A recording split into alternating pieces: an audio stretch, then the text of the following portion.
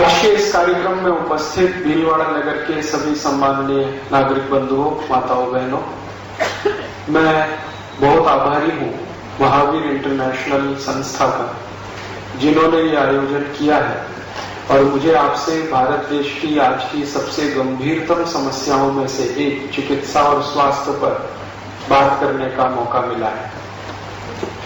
मैं इस निवेदन के साथ मेरा व्याख्यान शुरू करता हूं कि आप भरपूर प्रश्न पूछें। इससे अच्छा ये होगा कि आप यहां से जो कुछ भी लेके जाएंगे वो दूसरों को भी बता सकेंगे। आपके दिमाग में अगर स्पष्टता आ जाएगी तो बहुत लोगों को उसका लाभ मिलेगा। खुशी की बात यह है मेरे लिए कि इस व्याख्यान में महिलाओं की संख्या ज्यादा है और ये विषय महिलाओं का सबसे प्रिय विषय माना जाता है, नजदीकी है, इसलिए बहुत अच्छा है। मैं आज की हमारी जो चिकित्सा की समस्याएं हैं और स्वास्थ्य की परेशानियां हैं, इन पर थोड़ा सा जानकारी इस संदर्भ में देना चाहता हूं कि ये उत्पन्न कहां से हुई है। हमारा भारत देश दुनिया में अनोखा ऐसा देश है जहां की चिकित्सा प्रणाली हर एक व्यक्ति को स्वस्थ रहना सिखाती है, जिसको आप आयुर्वेद कहते हैं। दुनिया के किसी भी देश में ऐसी कोई चिकित्सा प्रणाली नहीं है जो स्वस्थ रहना सिखाती हो।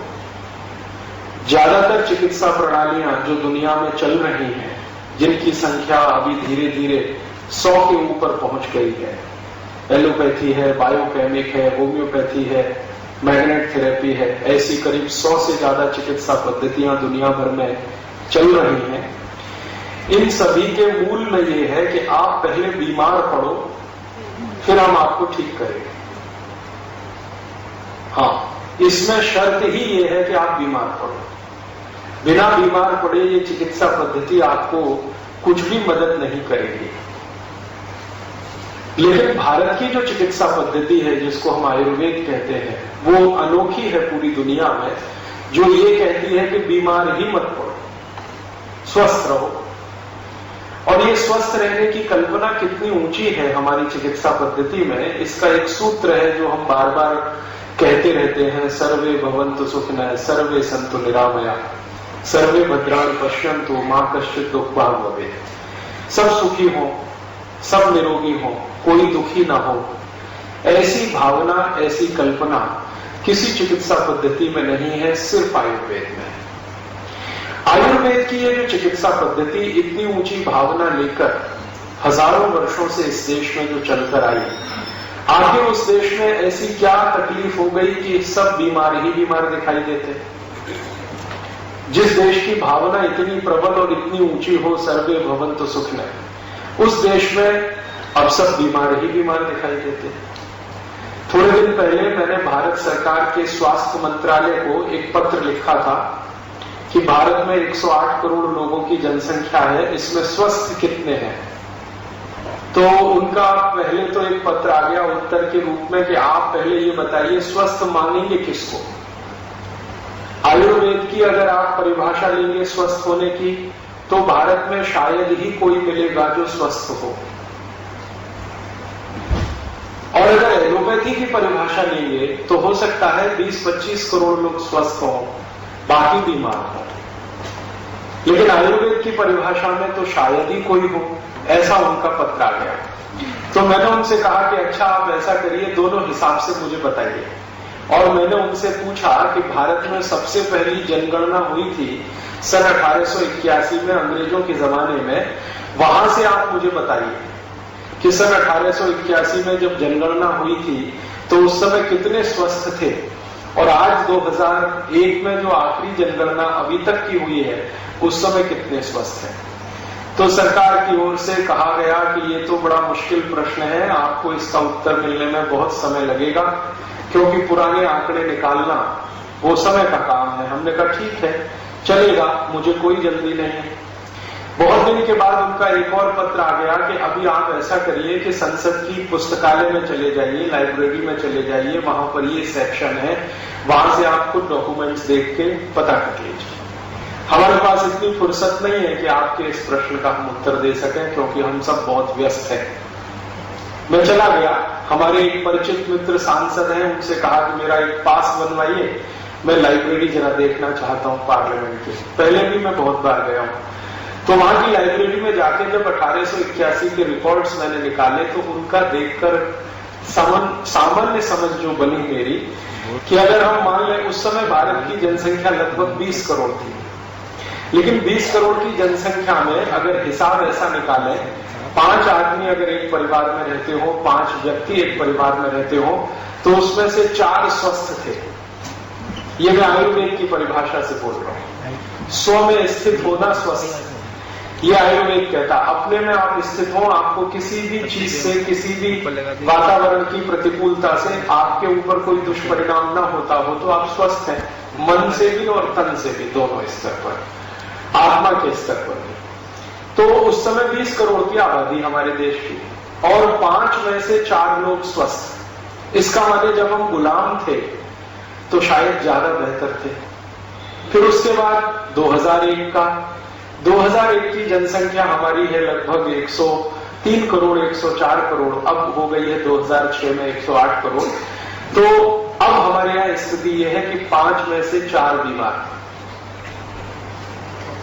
और अगर थोड़ा और आगे चलूं तो 4.5 बीमार, आधा जो है थोड़े स्वस्थ है। आधे से मतलब जैसे शरीर में सैकड़ों बीमारियां हैं तो उसमें से कुछ कम है जिनको उनको आधा मान लें, ऐसी स्थिति हमारी हो गई है। मात्र 150 वर्ष में या 150 से भी कुछ कम वर्ष में ऐसा कैसा हो गया इस देश में? 5 में से 4 स्वस्थ थे 1881 में, अब 5 में से 4 बीमार हैं 2006 में। इतना उल्टा हो गया इस देश में। और अगर हम थोड़ा सा और पीछे चले, मान लीजिए 1881 के तो आंकड़े उपलब्ध हैं, चूंकि अंग्रेजी सरकार ने सर्वेक्षण कराया था। हम 1881 के पीछे चले, हो सकता है 1781 की बात करें या 1681 की बात करें, तो हो सकता है कि लगभग सभी स्वस्थ हों। तो हम भारत में पीछे की तरफ जब चलते हैं तो देखते हैं कि ज्यादा स्वस्थ लोग थे। और ज्यादा पीछे चले तो हमें बताया ये जाता है, और ये सामान्य रूप से समझ में भी आता है कि अगर 500-700 साल पहले की भारत में कल्पना करें तो बीमारी ही नहीं, बहुत कम बीमारियां, कभी साल में एक आध बार कोई बीमार पड़ जाए तो पड़ जाए। और थोड़ा पीछे चले, चरक ऋषि की बात सुने, सुश्रुत ऋषि की बात सुने, और हमारे देश के जो चिकित्सा शास्त्र के बड़े विशेषज्ञ रहे उनकी कही हुई सुने, तो वो तो कहते हैं कि बीमारी क्या होती है ये सोचना पड़ेगा। और उस जमाने में स्वस्थ लोग इतने कि आराम से 100 साल, 150 साल, 200 साल तक जिंदा रहे। तो ये दिखाई ये देता है कि भारत जैसे जैसे आगे बढ़ा समय के सापेक्ष, तो बीमार ज्यादा होता गया। ये बीमारियां आई कहां से? बाहर से आई क्या? तो बाहर से आने वाली बीमारियां तो बहुत थोड़ी होती है, जिनको हम वायरल इन्फेक्शन या बैक्टीरियल कहता है। ज्यादा बीमारियां बाहर से नहीं आती, कभी कभी कोई आ गई, जैसे आजकल एक बीमारी आ गई है चिकनगुनिया, जो सालों साल में हमें सुनाई दे रही है। हो सकता है आपने 10 साल तक पिछले लगातार सुना ही नहीं हो कि चिकनगुनिया क्या था, 20 साल तक भी नहीं सुना हो। और ऐसी नहीं है कि ये बीमारी सबको मार के चली जाएगी, थोड़े दिन में ये चली जाएगी। हो सकता है 2-5 दिन के बाद भीलवाड़ा वाले भूल जाएंगे कि चिकनगुनिया भी कोई आया। तो बाहर से कोई बीमारी आती है, ज्यादा टिक नहीं पाती, क्योंकि हमारा वातावरण और प्रकृति ऐसी है कि कोई बीमारी भारत में टिक नहीं सकती। सबसे ज्यादा सूर्य प्रकाश भगवान इसी देश को देता है, और सूर्य प्रकाश दुनिया में ऐसी अद्भुत वो है ताकत जो हर बीमारी के कीटाणु को या जीवाणु को खत्म करके ही दम लेती है। जिन देशों में सूर्य प्रकाश कम होता है वहां बीमारियां ज्यादा समय तक टिकती है, या कभी कभी तो परमानेंट हो जाती है। भारत में कोई भी बाहर से आई हुई बीमारी टिक नहीं पाती। कितना भी खराब वायरस यहां आ जाए, कितना भी खराब बैक्टीरिया आ जाए, कोई भी मच्छर बाहर से उड़ता हुआ आ जाए, ये चिकनगुनिया एक मच्छर से ही फैलने वाली बीमारी है जो मानते हैं कि अफ्रीका की तरफ से आया है, लेकिन वो कितना भी ताकतवर हो 15-20 दिन से ज्यादा टिक नहीं पाता। तो बाहर से आने वाली बीमारियां तो बहुत ही कम है, मुश्किल से 8-10%। इसका माने 90% बीमारियां तो हमारे अपने अंदर से हैं, और अपने अंदर से बीमारी 90% ऐसे देश में हो जाए जहां सर्वे भवन्तु सुखने की कल्पना रही हो, तो इस पर चिंतन करने की जरूरत है कि भाई क्या हुआ हमको ऐसा पिछले 200 साल में जो हम इतने बीमार पड़ने लगे। मैंने इस विषय पर थोड़ा अभ्यास किया, थोड़ा सोचा, तो मुझे बिल्कुल स्पष्ट समझ में आ गया कि पिछले 200-250 वर्षों में हमने भारत की चिकित्सा व्यवस्था आयुर्वेद का अपने जीवन में पालन कम कर दिया। सर्वे भवन्तु सुखने की कल्पना जिस आयुर्वेद से आई है, उसी आयुर्वेद ने हमको बताया है कि आप सुखी कैसे रहें, और सुखी रहने के लिए स्वस्थ होना बहुत आवश्यक है। स्वस्थ व्यक्ति ही सुखी होता है, ये भारत की सर्वमान्य परिभाषा है और हजारों साल से चली आ रही है। हमारे देश में जितने भी महान व्यक्ति हुए, सबने एक बात कही कि सुखी वही है जो स्वस्थ है। आपके पास बहुत पैसा है, आप सुखी नहीं हैं, क्योंकि पैसे से सुख नहीं खरीद सकते। पैसे से सुविधाएं खरीदी जा सकती है, सुख नहीं खरीदा जा सकता। आप करोड़पति हो या रोडपति, स्वस्थ हैं तो सुखी हैं। अगर स्वस्थ नहीं है तो कोई सुख आपको नहीं है। हजारों करोड़ के एम्पायरों के मालिक लोगों से मैं कई बार मिला हूं, और मैंने उनको दिन में 20-20 गोलियां खाते देखा है, 25-25 गोलियां खाते देखा है। गोलियां वो ऐसे खाते हैं जैसे सब्जी खाते हैं। हाँ, कई बार तो मैंने देखा है कि सब्जियों की जगह पे गोलियां ही गोलियां खाते रहते हैं। 4 गोली सुबह खा लिया, 4 दोपहर को, 2 कैप्सूल के साथ 4 रात को, फिर अगले 1 हफ्ते में और 2-4 इंजेक्शन ठुकवा लिए। ये स्थिति उनकी है। करोड़ों करोड़ों रुपए का उनका साम्राज्य है, फिर भी कहीं किसी स्तर पर स्वस्थ नहीं। तो स्वस्थ होने के लिए हमारे यहां तो बहुत पहले से ये मान लिया गया कि आप स्वस्थ हैं तो सुखी हैं, और जिस देश में स्वस्थ होने के लिए शास्त्र लिखा गया हो, वहां लोग इतने बीमार पड़े, तो ये समझने की बात है कि हमसे कोई गलती हो रही है क्या, चूक हो रही है। क्योंकि शास्त्र तो हमारा कहता है कि आपको सुखी ही होना चाहिए, आनंद में ही रहना चाहिए, स्वस्थ ही रहना चाहिए। लेकिन हम अगर बीमार हैं तो कहीं कोई बड़ी गलती है। वो गलती क्या है? वो गलती समझने के लिए पिछले कई वर्षों से मैं कुछ दस्तावेज पढ़ता रहा, तो मुझे समझ में आया कि हमसे एक सबसे बड़ी गलती ये हो रही है कि हम जिस देश में रहते हैं उसकी जो आबो हवा है, जो जलवायु है, जो प्रकृति है, जो तासीर है, वो एक भिन्न तरह की है, और हम अपनी जीवन शैली जो बिता रहे हैं या चला रहे हैं, वो हमारी आबो हवा, तासीर और प्रकृति के बिल्कुल विपरीत है। हमको पिछले 400-500 वर्षों से हमको एक बीमारी लग गई है, और वो बीमारी ये लग गई है कि यूरोप और अमेरिका की नकल करना, विदेशों की नकल करना। और जब से भारतवासियों ने विदेश जाना शुरू किया है, तब से ये बीमारी और बढ़ी है। यहां से लोग पढ़ाई लिखाई के लिए विदेश जाते हैं, धन कमाने के लिए विदेश जाते हैं, नौकरी पेशा करने के लिए विदेश जाते हैं, और वहां से लौट के आते हैं तो सब दिमाग में खुराफातें लेके आते हैं, और वो उल्टा उल्टा सबको सिखाते हैं और बताते हैं। हमारे मन पर उनका कुछ असर ज्यादा होता है, क्योंकि वो फॉरेन रिटर्न, हाँ, हम उनको ज्यादा विद्वान मानते हैं जो विदेश पलट होते हैं, बाहर से लौट के आए हैं तो कुछ ज्यादा विद्वता लेके आए हैं। लेकिन वो मूर्खों के मूर्ख सिद्ध होते हैं जब हम हमारी जीवन शैली, आबो हवा और तासीर के हिसाब से उनका विश्लेषण करें। तो हमारे ऊपर बहुत ज्यादा असर हो गया है यूरोप और अमेरिका का, और इतना हो गया है कि सवेरे से शाम तक के जीवन में हम ऐसी बहुत सारी चीजें खा पी रहे हैं या उपयोग कर रहे हैं जो हमारी प्रकृति को बिल्कुल मेल नहीं खाती हैं, हमारी तासीर के उल्टी हैं, हमारी आबो हवा के विपरीत है। हमारी आबो हवा क्या है और यूरोप और अमेरिका की आबो हवा क्या है? उनकी तासीर क्या है, हमारी तासीर क्या है? उनकी प्रकृति क्या है, हमारी प्रकृति क्या है? जरा इसको 2 मिनट समझें। हमारा देश दुनिया में सबसे ज्यादा मशहूर है एक बात के लिए कि भारत में सभी तरह की जलवायु है, पूरी दुनिया में मशहूर है। आपको सुनकर आश्चर्य होगा, दुनिया में आज तक कुल 16 जलवायु तय की गई है, या खोजी गई है। जैसे गर्मी है, सर्दी है, बरसात है, गर्मी और सर्दी के बीच का एक मौसम है, सर्दी और बरसात और सर्दी के बीच का एक मौसम है। इस तरह की 16 तरह के मौसम या 16 तरह की जलवायु आज तक पूरी दुनिया में खोजी गई है। और ये बड़ी गर्व की बात है कि भारत में ये सब की सब एक साथ उपलब्ध है। आप चाहें तो दुनिया की सभी जलवायु इस देश में आपको मिलेगी देखने को। कैसी जलवायु आप चाहें देखना, आप अगर कल्पना करें कि हमको अफ्रीका की जलवायु देखनी है तो ज्यादा दूर मत जाइए, यहीं राजस्थान के जैसलमेर जिले में चले जाइए, अफ्रीका के सारे रेगिस्तानी इलाके की जलवायु आपको जैसलमेर और उसके आसपास दिखाई दे जाएगी। फिर आप कहेंगे जी हमको तो दक्षिणी अमेरिका वाली Brazil, Mexico, Chile, Costa Rica, Colombia की जलवायु देखनी है तो भी बहुत दूर जाने की जरूरत नहीं पड़ेगी।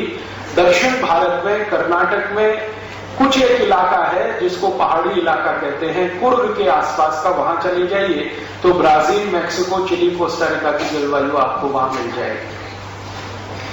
फिर आपको ऐसा लगता हो कि दुनिया के बहुत अधिक समुद्र से घिरे हुए देशों की जलवायु भारत में देखनी है तो बहुत दूर मत जाइए, 2500-3000 किलोमीटर पर केरल है, केरल को देख लीजिए तो समुद्र के आसपास की जलवायु दिखाई दे जाएगी। फिर आपको अगर ऐसी जलवायु देखनी हो डेनमार्क की, स्वीडन की, जहां बर्फ जमी रहती है सड़कों पर, तो ज्यादा दूर मत जाइए, जम्मू कश्मीर चले जाइए, हिमाचल प्रदेश चले जाइए, उत्तरांचल चले जाइए, आपको वो वहां दिखाई दे जाएगा। फिर आपको ऐसी जलवायु देखनी है जो एकदम सूखी, जहां की हवा में थोड़ी भी नमी ना हो, ऐसी जलवायु देखनी हो तो बहुत दूर मत जाइए, यहां चुरू में चले जाइए, राजस्थान में चुरू और सीकर में, तो आपको सूखी जलवायु दिखाई देगी जहां की हवा में शायद ही नमी होती हो, कभी कभी आ जाए नमी तो बड़ी बात मानी जाती है।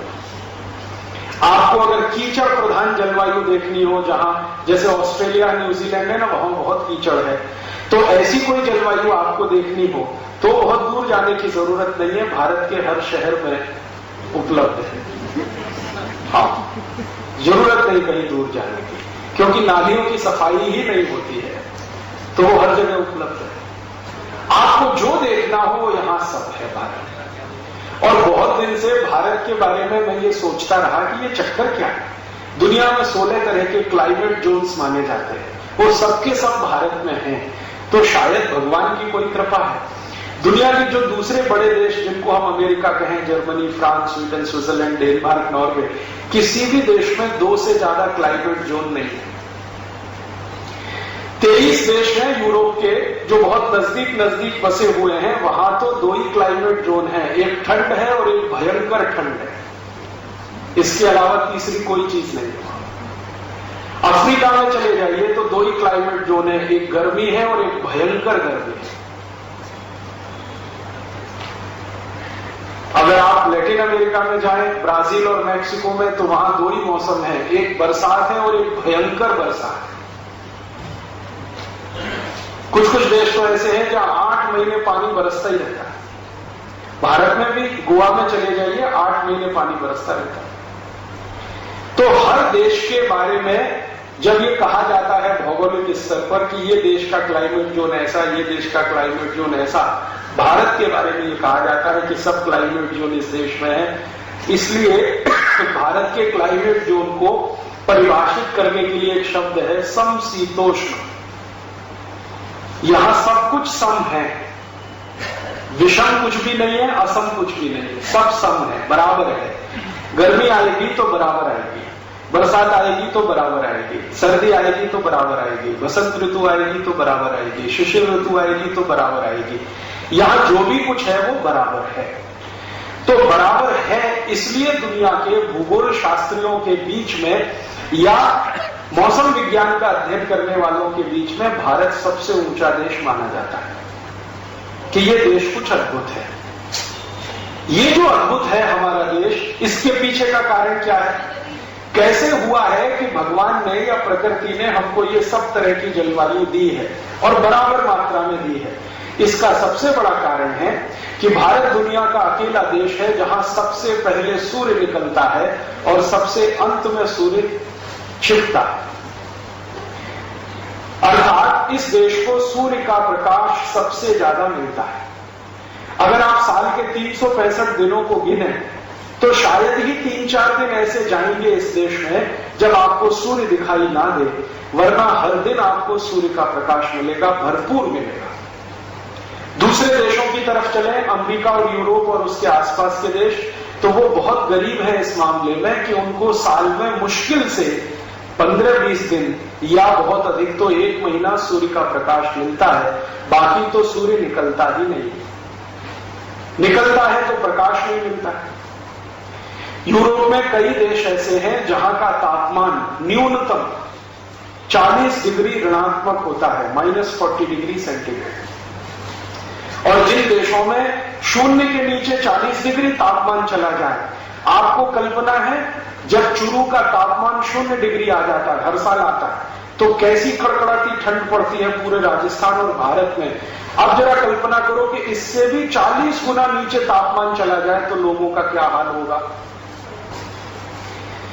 यूरोप के करोड़ों लोगों को हर साल ये झेलना पड़ता है। 40 डिग्री ऋणात्मक जब तापमान हो जाता है तो बर्फ ही बर्फ गिरती है, और बर्फ ऐसे गिरती है जैसे यहां बारिश गिरती है। कभी कभी रिमझिम फुहार वाली जैसे बारिश गिरती है ना, वैसे हमेशा बर्फ गिरती रहती है। 24 घंटे, 48 घंटे, 4 दिन, 5 दिन, 10 दिन, 15 दिन, 20 दिन लगातार बर्फ गिरती रहती है। गिरते गिरते सड़क पर बर्फ जमा हो जाती है, 5 फीट, 6 फीट, कभी कभी 10 फीट, 12 फीट। माने घर की जो ऊंचाई है ना पहले मंजिल की, उतनी बर्फ जमा हो जाती है कई बार सड़कों पर। अब यूरोप में समस्या ये है बर्फ की, तो वहां समाधान क्या निकालते हैं लोग इसका। सभी घर जो यूरोप में होते हैं उनमें 2 दरवाजे होते हैं, एक तो सड़क पर खुलता है गली में और एक छत पे खुलता है। ये छत वाला दरवाजा तब इस्तेमाल होता है जब सड़क पर बर्फ जम जाती है, क्योंकि आप निकलेंगे कैसे दरवाजे से, बर्फ जमी हुई है, थप्पी की थप्पी लगी हुई है। आपकी कार, आपकी मोटर कार, बस सब बर्फ के नीचे दबी रहती है। और महीनों महीनों यूरोप की सरकारें एक ही अभियान पे लगी रहती है कि बुलडोजर लेकर बर्फ को तोड़ते रहना। वहां की जो नगर पालिकाएं हैं ना यूरोप की, उनका सबसे बड़ा काम है बर्फ को सड़क से हटाना, सबसे बड़ा काम। और ये इतना बड़ा काम है कि उनके जो बजट होते हैं उसका आधे से ज्यादा हिस्सा हर साल बर्फ को हटाने में ही खर्च होता है। तो ऐसे देश हैं यूरोप और अमेरिका के आसपास के, जहां बर्फ ही बर्फ है, ठंडा ही ठंडा है।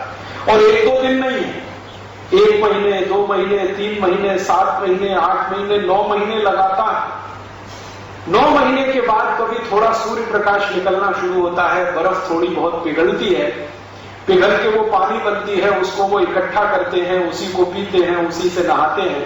फिर अगले साल इंतजार करते हैं बर्फ गिरेगी, फिर पानी मिलेगा। अर्थात उन देशों में बारिश का पानी नहीं आता। आप पूछेंगे क्यों नहीं आता जी? इसलिए नहीं आता कि बारिश का पानी प्रकृति के एक चक्र से शुरू होता है। आप जानते हैं वो प्रकृति का चक्र क्या है? वो चक्र ये है कि जब सूर्य का प्रकाश गिरेगा तो समुद्र का पानी वाष्प बन के उड़ेगा। दुनिया में आप जानते हैं 3/4 पानी समुद्र का ही है, या 3/4 क्षेत्र समुद्र से ढका हुआ है। तो सूर्य का प्रकाश भरपूर ताकत से जब गिरेगा तो पानी वाष्प बनेगा, भाप बनेगा, ये उड़कर ऊपर इकट्ठा होगा। फिर ऊपर उठते उठते उठते उठते इसका कंडेंसेशन, संघनन होगा। संघनन होकर ये बादल में बदलेगा, और फिर बादल के आसपास का क्षेत्र अगर कम दबाव का हो जाए तो वो बारिश के रूप में नीचे गिरेगा। ये है प्रकृति का चक्र। अब इस प्रकृति के चक्र में हम समझें कि मुख्य भूमिका किसकी है? सूर्य की। समुद्र तो हमारे पास भी है, अमेरिका के पास भी है। समुद्र तो हमारे पास भी है, ब्रिटेन के पास भी है। समुद्र तो हमारे पास भी है, दुनिया के अरब देशों के पास भी, बहुत सारे देशों में समुद्र है। लेकिन प्रकृति का ये जो चक्र पूरा होना है सूर्य के प्रकाश की मदद से, वो उन देशों में नहीं है, क्योंकि सूर्य का प्रकाश ही नहीं है 9 महीने तक। तो इसलिए बारिश नहीं होती है। बारिश बिल्कुल अनिश्चित होती है। कभी कभी इन देशों में बारिश होती है, वो भी बर्फ के आधार पर होती है या बर्फ के कारण होती है। हमारे यहां जो बादल के कारण बारिश होती है वो यूरोप में नहीं है। कई बार क्या होता है कि जब बर्फ बहुत बार आसमान के आसपास के इलाके में जैसे फागे गिरते हैं ना, रुई के, ऐसे बर्फ जब गिरती है कई बार गिरने से रुक जाए या कहीं ठहर जाए तो वो बारिश के रूप में भी बरस सकती है अगर टेम्परेचर डिफरेंस आ जाए तो उनके यहां कभी कभी ऐसा होता है। अब जरा सोचें कि वहां सूर्य नहीं है, सूर्य का प्रकाश नहीं है, सालों साल नहीं है, तो कभी कभी वहां जब सूर्य निकल आता है ना तो वो सब पागल हो जाते हैं और ऐसे पागल हो जाते हैं कि शरीर के सारे कपड़े उतार कर नंगे होकर लेट जाते हैं कि सूर्य का प्रकाश ज्यादा से ज्यादा मिले। इसलिए वो सब समुद्र का किनारा ढूंढते हैं। समुद्र के किनारे क्या होता है, बालू होती है। बालू सबसे जल्दी गर्म होने वाली चीज है, तो सूर्य का थोड़ा भी प्रकाश निकलेगा तो बालू गिरेगी, वो गर्म होगी। तो ये सारे विदेशी लोग जहां सूर्य मिलता नहीं है वो एकदम नंगे होकर बालू पर लेटे रहते हैं ताकि बालू से निकलने वाली या रिफ्लेक्ट होने वाली जो हीट है वो भी मिले और ऊपर से भी मिले। वो दिन उनके लिए संडे होता है, सूर्य का दिन, और वही दिन उनके यहां गुड मॉर्निंग होता है। गुड मॉर्निंग माने अच्छी सुबह, अच्छी सुबह माने सूर्य दिखाई दे गया, इसलिए वो एक दूसरे को गुड मॉर्निंग करते रहते हैं। हमारे भारत में तो every morning is good morning, रोज सूर्य का प्रकाश मिलता है। हम जानते हैं कि हजारों साल से मिल रहा है, अगले हजारों साल तक मिलेगा, लेकिन फिर हम उनकी नकल करके गुड मॉर्निंग करने लगे हैं। ऐसे यूरोप के लोग गुड नाइट करते हैं। गुड नाइट तब होती है जिस रात को बर्फ ना पड़े, वो गुड नाइट होती है। तो एक दूसरे को वो विश करते हैं कि आज की रात अच्छी हो, माने बर्फ ना पड़े। हमारे यहां तो every night is good night, good afternoon. Good afternoon उनके यहां तब होता है जब धूल भरी हवा ना चले, धूल भरी तो कम कहो, बर्फ भरी हवा ना चले, तो गुड आफ्टरनून होता है। भारत में every afternoon is good afternoon. तो बिना सोचे समझे हमने good morning, good night, good afternoon करना शुरू किया है, ये मूर्खता की निशानी है। अब उनके यहां तो सूर्य नहीं है, तो सूर्य नहीं है तो समस्याएं ही समस्याएं हैं। सबसे बड़ी समस्या क्या है, सूर्य ही एक ऐसी शक्ति है पूरे प्रकृति में, ब्रह्मांड में, जो मैंने आपसे कहा कि 350 से ज्यादा कीटाणु और जीवाणुओं को मारने की ताकत अकेले सूर्य में है। तो उन इलाकों में जहां सूर्य है नहीं, वहां सभी तरह के जीवाणु और सभी तरह के कीटाणु पनपते हैं। तो उन देशों में सबसे ज्यादा बीमारियां वायरल इन्फेक्शन और बैक्टीरियल इन्फेक्शन की ही होती है। अब उनके यहां जो बीमारियां हैं वो सूर्य के नहीं होने से हैं, तो उन बीमारियों का इलाज एक खास तरीके से किया जाता है। अब भारत में क्या है, भारत में तो सूर्य की इतनी प्रचुरता है, फिर यहां कोई बीमारी आएगी तो इसका इलाज किसी दूसरे तरीके से किया जाएगा। अगर हम उनकी नकल करके इलाज करने लगेंगे तो अपना ही नाश करेंगे, क्योंकि यहां जो डिसीज है, बीमारियां हैं, वो वायरल और बैक्टीरियल इतनी नहीं है, वो दूसरे किस्म की हैं। उनके यहां जो बीमारियां हैं वो वायरल और बैक्टीरियल किस्म की ज्यादा है। अब ये जो वायरल और बैक्टीरियल बीमारियां होती हैं, अगर इनको कंट्रोल ना करो तो ये बिल्कुल संक्रामक बीमारी की तरह से फैलती है। एक वायरस है, पैदा हो गया, अगर आपने उसको नियंत्रित नहीं किया तो वो पूरे इलाके में फैलेगा और सबको चपेट में लेगा। एक बैक्टीरिया है जो पैदा हुआ, अगर आपने उसको नियंत्रित नहीं किया तो पूरे इलाके को चपेट में लेगा। तो वहां की मजबूरी क्या है कि जैसे ही कोई बीमारी फैलती है तो सरकार सभी को मास वैक्सीनेशन शुरू करा देती है। मास वैक्सीनेशन माने सबको टीके लगाओ, किसी को मत छोड़ो। तो इसलिए यूरोप में क्या होता है, कोई भी छोटी सी बीमारी या महामारी आई तो सबको टीके लगाना अनिवार्य कर दिया जाता है। कारण क्या है कि वो एक वायरस और एक बैक्टीरिया जो मर सकता है सूर्य की तेज रोशनी में, है ही नहीं वहां पर, तो वो तो फैलने वाला है, बढ़ने वाला है, तो दवा देके ही उसको रोक पाएंगे। अब हम उनकी नकल करके भारत में भी यही शुरू कर देते हैं, मास वैक्सीनेशन। सबको हेपेटाइटिस बी के टीके लगाओ पाए, हो या ना हो, सबको पोलियो का वैक्सीन देते जाओ, हो या ना हो, सबको ये वैक्सीन दे दो, सबको वो वैक्सीन दे दो। ये उनकी नकल करके हमने अपने देश में जो शुरू किया है, ये अपना ही सर्वनाश करने का काम हम कर रहे हैं। इसमें होता क्या है, एक तो फालतू खर्चा हम करते रहते हैं, दूसरा हमारी प्रकृति ने हमारे शरीर को क्षमता दे रखी है बीमारी से लड़ने की, और जो वैक्सीन या दवा हम लेते हैं वो हमारी उसी क्षमता को प्रभावित करती रहती है। तो अंतिम दुष्परिणाम ये होता है कि आपने जिन बीमारियों से बचने के लिए टीके लगवाए, थोड़े दिन के बाद ये बड़े पैमाने पर बीमारियां फैलने लगती हैं हमारे। फिर हम इतने परेशान हो जाते हैं, डॉक्टरों के आगे पीछे भागते हैं, डॉक्टरों के पास भी उसका कोई इलाज नहीं होता है, तो अंत में हजारों लाखों करोड़ रुपए खर्च होते हैं और हमारी आंखों के सामने तिल तिल करके लोग मरते हैं। हम असहाय होकर देखते हैं। गलती कहां होती है? यूरोप और अमेरिका में मास वैक्सीनेशन बहुत जरूरी है, क्योंकि सूर्य का प्रकाश नहीं है, एक छोटा भी कीटाणु या जीवाणु उनके यहां तबाह कर सकता है सबके स्वास्थ्य को। भारत में ऐसा नहीं है, इतना जबरदस्त सूर्य का प्रकाश है कि कोई जीवाणु कीटाणु 2 दिन भी जिंदा रह जाए तो उसके लिए बड़ी बात। लेकिन हमने नकल करना शुरू किया है, और उसी का दुष्परिणाम आज हमारे जीवन में है कि जिन 108 करोड़ लोगों को स्वस्थ रहना चाहिए था, वो किसी न किसी बीमारी में फंसे हुए हैं। और भगवान न करे आने वाले समय में क्या होगा, हर 5 साल से छोटे बच्चे को हम पोलियो की वैक्सीनें पिला रहे हैं। 1 बार पिलानी थी, 2 बार पिलानी थी, अब 10 बार हो गया, 20 बार हो गया, 25 बार हो गया, अब बंद ही होने का नाम नहीं ले रहा। यूरोप में शायद ये मास वैक्सीनेशन जरूरी है, अमेरिका और उसके आसपास के देशों में जरूरी है, भारत में ऐसा जरूरी नहीं, क्योंकि यहां तो जो बच्चे पैदा हो रहे हैं अपनी मां के गर्भ से, अगर मां स्वस्थ है तो उसको इस तरह की कोई चांस नहीं, लेकिन आप दे रहे हैं उसको वायरस, वैक्सीन के रूप में वही वायरस आप दे रहे हैं जो पोलियो पैदा करने के लिए जिम्मेदार है। बस इतना ही अंतर है कि वो मृत स्वरूप में है, लेकिन अंदर जाके कभी जीवित हुआ तो वही पोलियो कर देगा। और ऐसे में आपको हजारों केस दिखा सकता हूं इस देश में जिनको पोलियो वैक्सीन देने के बाद ही पोलियो हुआ है। मैं स्वयं भी चिकित्सा का कार्य करता हूं, लेकिन सेवा के लिए, पैसे के लिए नहीं। मेरे पास हर साल में ऐसे सैकड़ों बच्चे आते हैं जिनकी मां शिकायत करती है, ओ राजीव भाई इनको पोलियो वैक्सीन दिया, अभी देखो फिर पोलियो हो गया, चक्कर क्या है? तो उसको मैं समझाता हूं, समझ में नहीं आता उनको, शायद उसको नहीं देते तो कभी नहीं होता।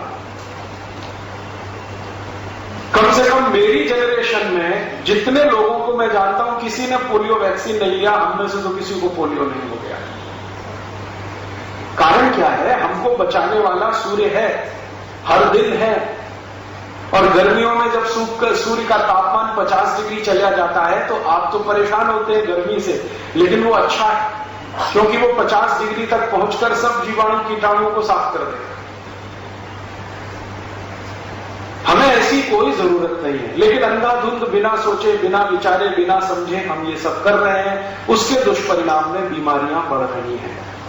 और एक दूसरा काम हम क्या कर रहे हैं, मैंने आपसे कहा कि यूरोप में भयंकर ठंड है, भयंकर ठंड है तो प्रकृति ने उन्हें कुछ भी नहीं दिया। कारण क्या है? आप जरा थोड़ी देर ऐसी कल्पना करो कि बर्फ की मोटी मोटी परत खेत में 6-6 महीने है, 8-8 महीने खेत में बर्फ जमी हुई है, अब इसमें कुछ उगेगा, कुछ पैदा होगा खेत में? हम कितना भी बीज डालें, खेत में से घास का तिनका नहीं उगने वाला, क्योंकि घास का तिनका भी उगने के लिए सूर्य की धूप लगती है, सूर्य का प्रकाश लगता है। आपके पास कितना भी अच्छा बीज हो, कितना भी अच्छा खेत हो और कितनी भी अच्छी खाद हो, जो सूर्य का प्रकाश नहीं है तो बीज में से अंकुरण भी नहीं होता। तो यूरोप और अमेरिका के इलाके में खेत की मिट्टी में से कुछ पैदा नहीं होता। ये देखिए उनके यहाँ 2-3 फसलें होती हैं, वो भी तब जब गर्मी आ जाती है। गर्मी तो बहुत आती नहीं है उनके यहाँ, लेकिन सूर्य थोड़ा दिखाई देता है साल में 2-3 महीने, उन्हीं दिनों में कुछ उनके यहाँ होता है। एक तो गेहूं हो जाता है कुछ देशों में, दूसरी हो जाती है मक्का, भुट्टा, और तीसरा कुछ देशों में हो जाती है कपास, चौथी कोई चीज उनके यहां ज्यादा होती नहीं। ज्यादा चीजों को वो बाहर से मंगाते हैं। अब उनके पास एक ही चीज है, गेहूं, तो क्या खाएंगे? वही गेहूं खाएंगे, बाजरी तो कल्पना नहीं कर पाएंगे। और ये गेहूं कुछ ही देशों में होता है, सब जगह नहीं होता, ये भी ध्यान रखिए।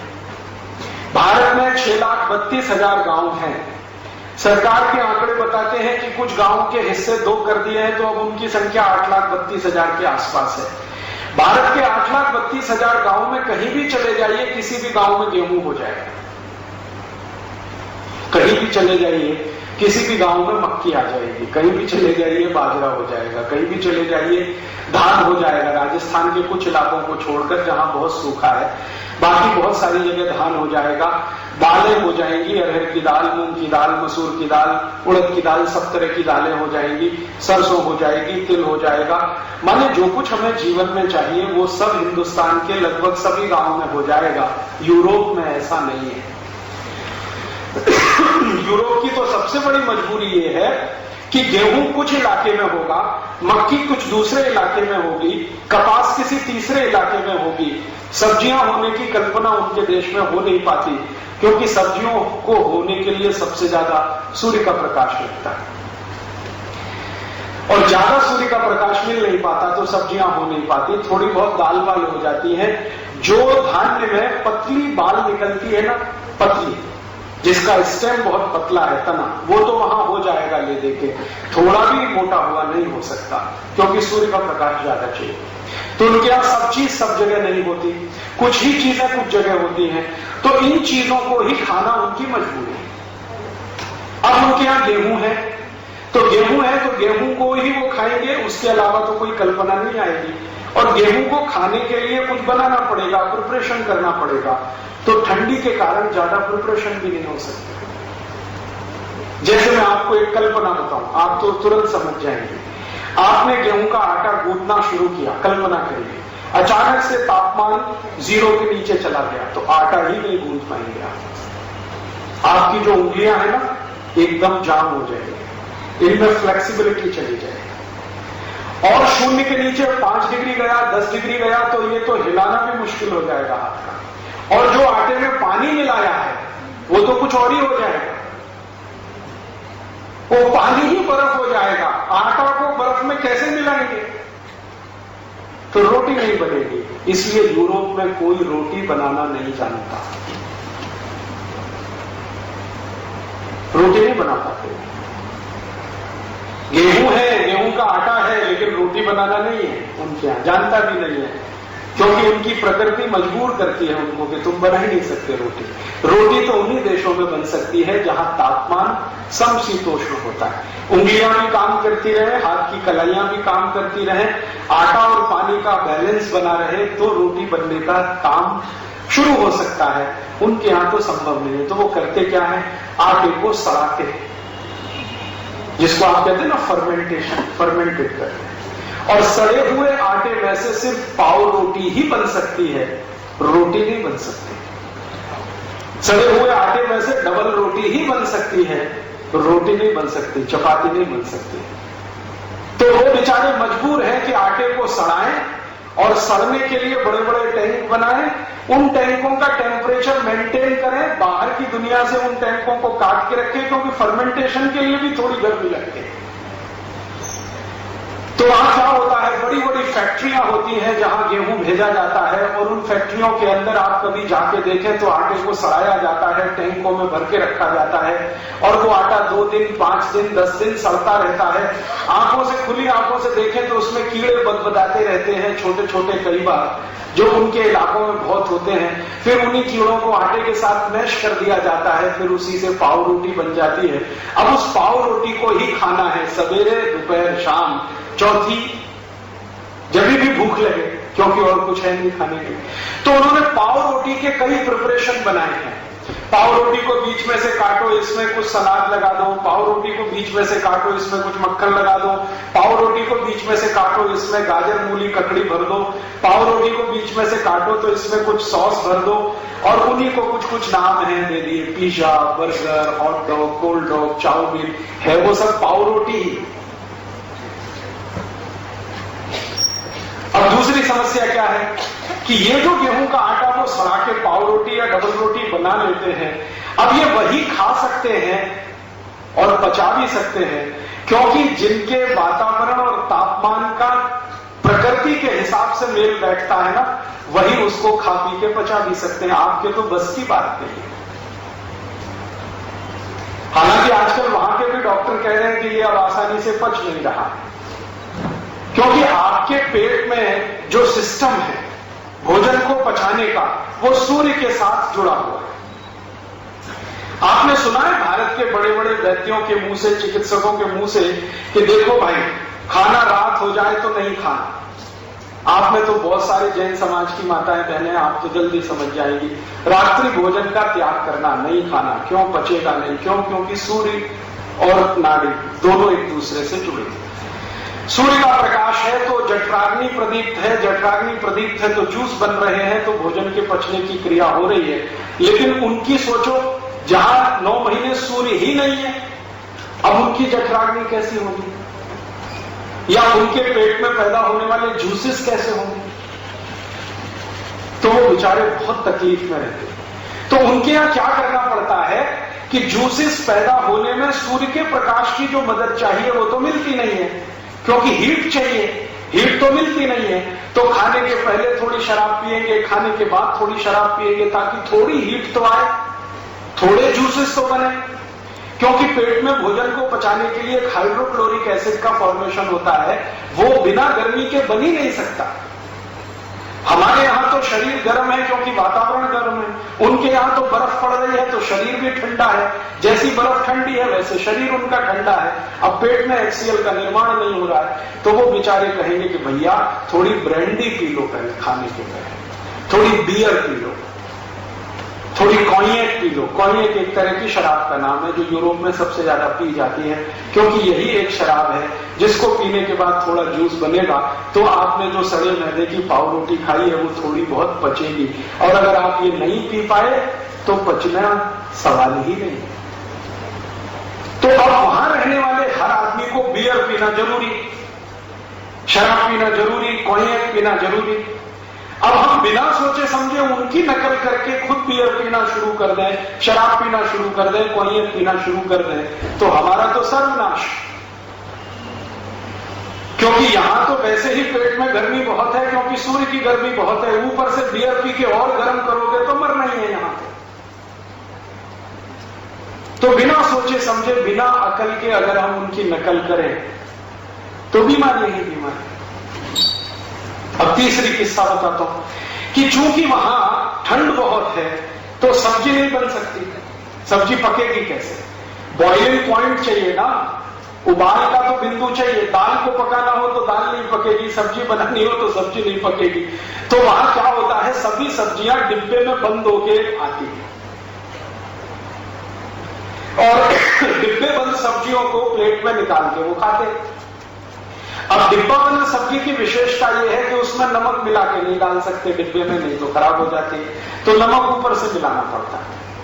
तो यूरोप के सभी देशों में पिसा हुआ नमक खाने की ही परंपरा है, क्योंकि नमक को सब्जी प्लेट में रखने के बाद ही मिलाना पड़ता है। भारत में अब यही नकल हमने करना शुरू कर दिया। पिसा हुआ नमक हम सबके घर में आ गया, जो आज से 50 साल पहले किसी घर में नहीं होता था। हमारे यहां क्या है, कोई भी सब्जी हो, कोई भी दाल हो, उसका बॉइलिंग पॉइंट सामान्य रूप से उपलब्ध है, क्योंकि सूर्य उपलब्ध है। तो हम जब नमक डालेंगे तो सब्जी बनाते हुए डालेंगे या दाल बनाते हुए डालेंगे, और दाल और सब्जी में नमक वही अच्छा होता है जो डेले वाला होता है, क्रिस्टल वाला होता है। वो डाल के अगर आप सब्जी बनाएंगे तो तासीर है दूसरी, और ये जो पिसा हुआ नमक डालेंगे तो बिल्कुल तासीर बदल जाएगी।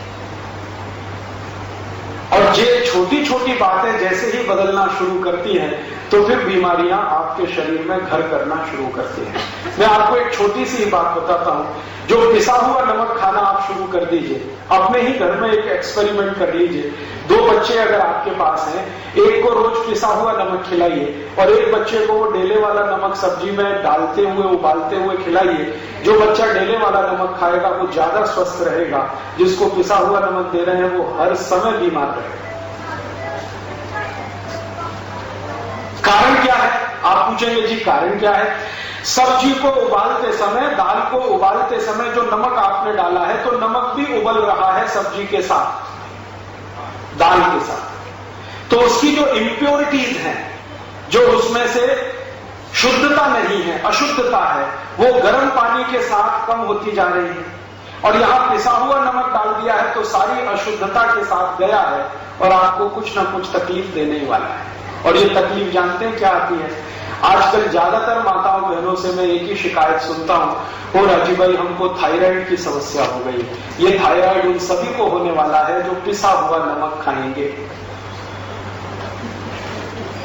और थायराइड के दोनों ही हिस्से हैं, हाइपरथायराइडिज्म, हाइपोथायराइडिज्म, दोनों में हम फंसे हैं और हमारी करोड़ों माताओं बहनें फंसी हैं। उसका एक छोटा सा कारण है पिसा हुआ नमक। जितने दिन आप ये खाते रहेंगे थायराइड से कभी भी बाहर निकल ही नहीं सकते, कितनी भी गोलियां खाएं, कितने भी इंजेक्शन लगाएं। लेकिन जैसे ही नमक बदल देंगे, बिना दवा के थायराइड ठीक हो जाएगा। मेरे पास बहुत सारे पेशेंट आए थायराइड के, ज्यादातर माताएं आती हैं क्योंकि उनको थायराइड की समस्या पुरुषों की तुलना में ज्यादा होती है सेंसिटिविटी के कारण। तो वो आती है शिकायत लेके, क्या बताएं इतना थायराइड बढ़ा हुआ है, फिर मैं ये गोली खाती हूं तो शरीर और बढ़ रहा है, मोटापा बढ़ रहा है। और एक महिला तो एक बार मेरे पास आई थी जिनका वजन तो मुश्किल से 60 किलो था, लेकिन शरीर देखो तो लगे 100 किलो का, जैसे फुटबॉल में हवा भर दी हो। तब मैंने उनको समझाया कि आपकी समस्या क्या है। उनके समझ में आ गया। मैंने कहा बस कल से आप ऐसा करो, नमक बदल दो, पिसा हुआ नमक खत्म कर दो, डेले वाला लाओ। वो बहन जी ने शुरू किया है, अभी 8 महीने हो गए हैं, वो बराबर हो गई। 58 किलो वजन है, वैसा ही शरीर है। और वो कहती है अब मुझे थायराइड की समस्या नहीं। अब वो कहती है राजीव भाई मैंने लाखों रुपए खर्च कर दिए, 8 साल से मैं दवा खा रही हूं, इतने इंजेक्शन ले लिए, कहां मैं गई डॉक्टरों के चक्कर में, लेकिन किसी डॉक्टर ने ये नहीं बताया कि आप ये नमक पिसा हुआ मत खाओ। मैंने कहा उन्होंने नहीं बताया, उसके पीछे कारण दूसरा है। कारण यह है कि अगर आप ठीक हो जाएंगी तो डॉक्टर का धंधा कैसे चले? तो वो तो नहीं चाहेगा कि आप ठीक हो, वो नहीं बताएगा। जानता वो भी है, जो मैं बता रहा हूं वो डॉक्टर भी जानता, बताएगा नहीं। तो ऐसे छोटे छोटे से हमारे अपने जीवन में बिना सोचे समझे किए गए नकल के काम हमको इतनी बड़ी समस्याओं में फंसा देते हैं। एक तीसरा उदाहरण देता हूं। जहां लोगों को ठंड बहुत है और रहना पड़ता है, वहां के लोगों की हड्डियां और शरीर थोड़ा कड़क होता है, उसमें लचीलापन कम होता है, फ्लेक्सिबिलिटी नहीं होती। आप थोड़े दिन एक प्रयोग करके देखिए। आप बैठो, उसके चारों तरफ बर्फ की सिल्लियां रख लो, एक इधर एक इधर एक इधर, और बीच में बैठ जाओ, तो पीठ ऐसी अकड़ जाएगी कि उठना भी मुश्किल हो जाएगा। घुटने इतने अकड़ जाएंगे कि उठ के खड़ा होना मुश्किल हो जाएगा, और गलती से आप खड़े हो गए तो बैठना तो बिल्कुल मुश्किल हो जाएगा। अब जरा सोचो कि 4 बर्फ की सिल्ली जो मुश्किल से 0 डिग्री सेंटीग्रेड की है, हम 10 मिनट अपने चारों तरफ रख ले तो शरीर अकड़ जाता है। यूरोप के लोगों को 9-9 महीने बर्फ के चारों तरफ ही रहना पड़ता है, बिताना पड़ता है। तो शरीर के सारे जॉइंट्स उनके स्टिफ होते हैं, कड़क होते हैं, उनमें फ्लेक्सिबिलिटी नहीं होती। तो वो बेचारे क्या करें? तो ज्यादा उठ बैठ नहीं सकते, तो हर चीज वो ऐसी बनाते हैं जिसमें ज्यादा उठ बैठ नहीं करनी पड़े। जैसे उन्होंने कुर्सी बनाई बैठने के लिए, तो कुर्सी में क्या है, आधा ही बैठना पड़ता है, पूरा नहीं बैठना पड़ता। नहीं तो आलती पालती मार के बैठने को बोल दो तो उनकी जान निकल जाती है। और उन्होंने बैठने के लिए जैसी कुर्सी बनाई है, वैसी खाना खाने के लिए बनाई है, वैसी ही टॉयलेट में बनाई है, कमोड सीट, क्योंकि वो ज्यादा फ्लेक्सिबल घुटनों वाले नहीं है। अब हमने बिना सोचे समझे उनकी नकल करके अपने घर में भी डाइनिंग टेबल ले आया, और हम भी उसी कुर्सी मेज में बैठ के खाते हैं। वो तो बेचारे मजबूर हैं इसलिए कि घुटने उनके हिलते डुलते नहीं है, इसलिए वो तो या तो खड़े खड़े खाते हैं, स्टैंडिंग पोजीशन में खाना खाते हैं। तो उन्होंने बुफे सिस्टम लाया अपने देश में, क्योंकि झुक ही नहीं सकते, स्टिफ इतना हो गया है, कमर भी कड़क है, घुटने भी कड़क है, झुके कैसे बैठे कैसे, तो खड़े खड़े खाना खा लेते हैं या लेट जाते हैं। बैठना उनके जीवन में बहुत ही कम होता है, घुटने मोड़कर तो बिल्कुल असंभव जैसा होता है। और जो हम बैठ जाते हैं ना सुखासन में आलती पालती मार के, उसकी तो वो सालों साल एक्सरसाइज करें तब भी नहीं बैठ पाते। तो उन्होंने अपनी मजबूरी के चलते अपना टॉयलेट रूम बनाया जिसमें कबोर्ड सीट लगाया, अपनी मजबूरी के चलते डाइनिंग टेबल बनाया जिसमें आधा ही बैठना पड़े, अपनी मजबूरी के चलते उन्होंने बुफे सिस्टम लाया क्योंकि खड़े होकर ही खा लें। अब हमने बिना सोचे समझे उनकी नकल कर लिया, और जिनके घुटने भी अच्छे हैं, कमर भी ठीक है, फ्लेक्सिबिलिटी है, उन्होंने अपने अपने घर के बाथरूम में कमोड लगा दिया। अब मैं पूछता हूं, भाई ये अंग्रेजी स्टाइल का कमोड आपने क्यों लगाया? कुछ सोचा है, समझा है इसके बारे में? क्योंकि वो तो बेचारे इसलिए लगाते हैं कि झुक नहीं सकते, बैठ नहीं सकते। और एक समस्या और है कि जो लोग रोज पाव रोटी खाएंगे सड़े हुए मैदे की, उनका पेट कैसा होने वाला है जरा सोचो। कब्जियत है, बहुत कॉन्स्टिपेशन है, पेट साफ ही नहीं होगा। जब पेट साफ नहीं होगा तो 2-2 घंटे तक बैठना पड़ेगा कि नहीं बैठना पड़ेगा उस टॉयलेट पॉट पे? तो 2 घंटे बैठेंगे कैसे अगर हिंदुस्तानी तरीके से बैठने लगे? क्योंकि हिंदुस्तानी तरीके के टॉयलेट पॉट पे 5 मिनट आप बैठ सकते हैं, यूरोप में तो 2-2 घंटे बैठना पड़ता है। मैंने यूरोप के कई देशों का प्रवास किया है, वहां जब मैं लोगों को देखता हूं सवेरे सवेरे जब टॉयलेट रूम में जाते हैं 2-2 घंटे तक बाहर ही नहीं आते, बैठे ही रहते हैं।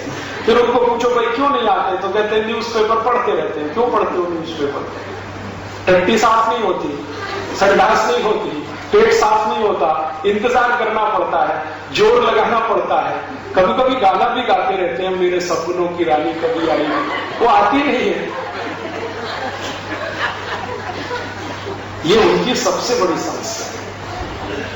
और भारत में क्या है?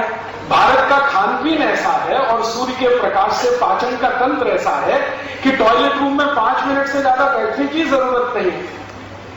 बहुत दिन बाद मुझे यह समझ में आया कि यूरोप के सभी बाथरूम और टॉयलेट रूम में लाइब्रेरी क्यों बनाते हैं। उनके यहां जो लाइब्रेरी होती है ना, वो ड्राइंग रूम में नहीं होती, बेडरूम में नहीं होती, टॉयलेट रूम में होती है, क्योंकि वहीं बैठना है 2-2 घंटे, तो कुछ टाइम तो पास करना ही पड़ेगा। अब जरा आगे बढ़ता हूं, जिनको पेट साफ नहीं होता उनको क्या क्या होता है। दुनिया की 103 बीमारियां उन्हीं को होती है, क्योंकि आयुर्वेद ये कहता है कि अगर आपकी आंतें साफ नहीं है, लार्ज इंटेस्टाइन और स्मॉल इंटेस्टाइन, बड़ी और छोटी आंत साफ नहीं है, तो बीमारियों का केंद्र आपके घर में ही है। और 90% बीमारियां आपको मालूम है कब्जियत से शुरू होती हैं, कॉन्स्टिपेशन से शुरू होती है। हमारे देश में सभी बड़े चिकित्सक और वैद्य कहते हैं कि जिनका पेट साफ नहीं हुआ उनको कुछ भी बीमारी आएगी, संधिवात हो जाएगा, डायबिटीज हो जाएगी, कॉन्स्टिपेशन तो रहने वाला है, मुंह में से भयंकर बदबू आएगी, दांत आपके खराब हो जाएंगे, सांस में इतनी तेज बदबू होगी कि पड़ोसी बैठ नहीं पाएगा आपके पास, रात को नींद नहीं आएगी, भूख समय से नहीं लगेगी, भूख ठीक से नहीं लगेगी, शरीर में कमजोरी आती जाएगी। ऐसी 103 बीमारियां एक साथ आएगी। अब उनको चूंकि कॉन्स्टिपेशन बहुत है तो ये सब बीमारियां उनको होती हैं। तो अब उसका इलाज क्या करते हैं वो? जब पेट साफ नहीं होगा तो सांस की बदबू भयंकर होगी। अब उस सांस की बदबू को रोकने के लिए वो दिन भर टूथपेस्ट लगाते हैं, और टूथपेस्ट अकेले से सांस की बदबू नहीं रुकती है, तो उसके बाद माउथ फ्रेशनर स्प्रे करते रहते हैं। यूरोप में एक माउथ फ्रेशनर बिकता है, लिस्ट्रीन, बिना नागा, माने बिना एक दिन छोड़े हुए दिन में 3-3, 4-4 बार वो लिस्ट्रीन का स्प्रे करते हैं बदबू को रोकने के लिए। पेट साफ नहीं कर पाते अपना, लिस्ट्रीन स्प्रे करते रहते हैं। अब हम हिंदुस्तानी भी उनकी नकल करके लिस्ट्रीन अपने घर में ले आए और हमने स्प्रे करना शुरू कर दिया, तो अपना ही सर्वनाश। दूसरा, उनकी एक और समस्या है कि अगर पेट साफ नहीं होगा तो पसीने की भी बदबू बहुत आएगी, और पसीने में से बदबू आएगी तो उस बदबू को कंट्रोल करने के लिए वो पता है क्या करते हैं? वो डिओडोरेंट स्प्रे करते हैं, सेंट स्प्रे करते हैं, डिओडोरेंट स्प्रे करते हैं, क्योंकि पसीने से बदबू आ रही है। लेकिन वो अंदर की जो कमी है वो दूर नहीं कर पा रहे। अब हम उनकी नकल करके अपने घर में डिओडोरेंट स्प्रे करने लगे और उनकी नकल करके सेंट स्प्रे करने लगे, तो हमको चर्म रोग जरूर हो जाएगा, स्किन डिसीज जरूर हो जाएगी। और आपको छोटी छोटी कुछ बातें बताता हूं। जिनको पेट साफ नहीं होता उनके बाल बहुत कड़क होते हैं। ये आप अपने घर में भी देख लो कभी, अगर आपको पेट साफ नहीं हुआ बाल आपके कड़क हो जाएंगे। जिनको पेट साफ नहीं होगा उनके बाल कड़क हैं, बाल कड़क हैं तो उनको सॉफ्ट बनाने के लिए शैम्पू लगाते रहते हैं, और शैम्पू से भी सॉफ्ट नहीं होता तो कंडीशनर उसमें अप्लाई करते रहते हैं। ये उनकी समस्या है, परेशानी है, कोई फैशन नहीं है। क्योंकि यूरोप के 99% लोगों को कब्जियत है, माताओं को, बहनों को, पुरुषों को, तो बाल इतने कड़े हैं, छू के देखो तो कांटे जैसे लगते हैं। तो उन बालों को सॉफ्ट बनाना है तो कोई ना कोई कंडीशनर लगाना ही पड़ेगा। कंडीशनर 6 घंटे से ज्यादा काम नहीं करता, तो हर 6 घंटे में कंडीशनर लगाते रहते। फिर उन्होंने एक नया कुछ ढूंढा है आजकल, वो ये कहते हैं कि ये कंडीशनर 6 घंटे काम करे और उसके आगे 6 घंटे कुछ और काम करे, तो क्रीम लगाते रहते हैं बालों में। हेयर क्रीम आती है ना, ताकि वो सॉफ्ट रहें। तेल नहीं लगाते क्योंकि तेल होता ही नहीं उन देशों में, लगाएं क्या? ना सरसों होती है, ना तिल होता है, ना मूंगफली होती है, ना कुछ और होता है। ले दे के एक ही चीज होती है, सोयाबीन, सो उसका तेल अच्छा नहीं माना जाता।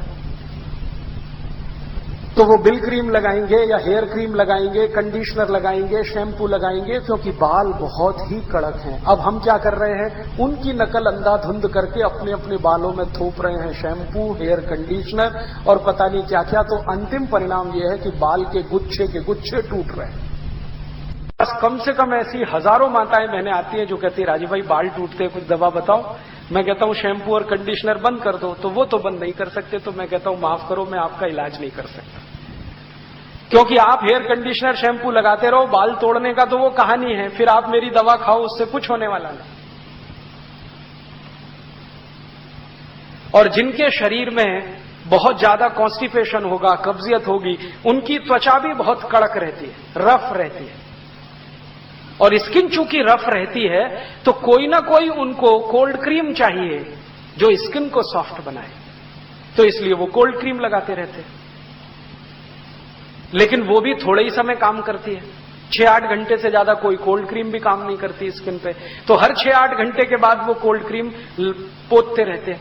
और सबसे ज्यादा तकलीफ कहां आती है, जिनको बहुत कॉन्स्टिपेशन होता है उनके होठ बहुत कड़क रहते हैं, एकदम रफ, सूखे सूखे। तो उस होठों की सुखावट को छुपाने के लिए लिपस्टिक लगाते रहते हैं। हम बिना सोचे समझे अपने देश में उसको अपने मुंह पे थोपते रहते हैं। पता नहीं कितनी लिपस्टिक तो हम खाने के साथ खा जाते हैं,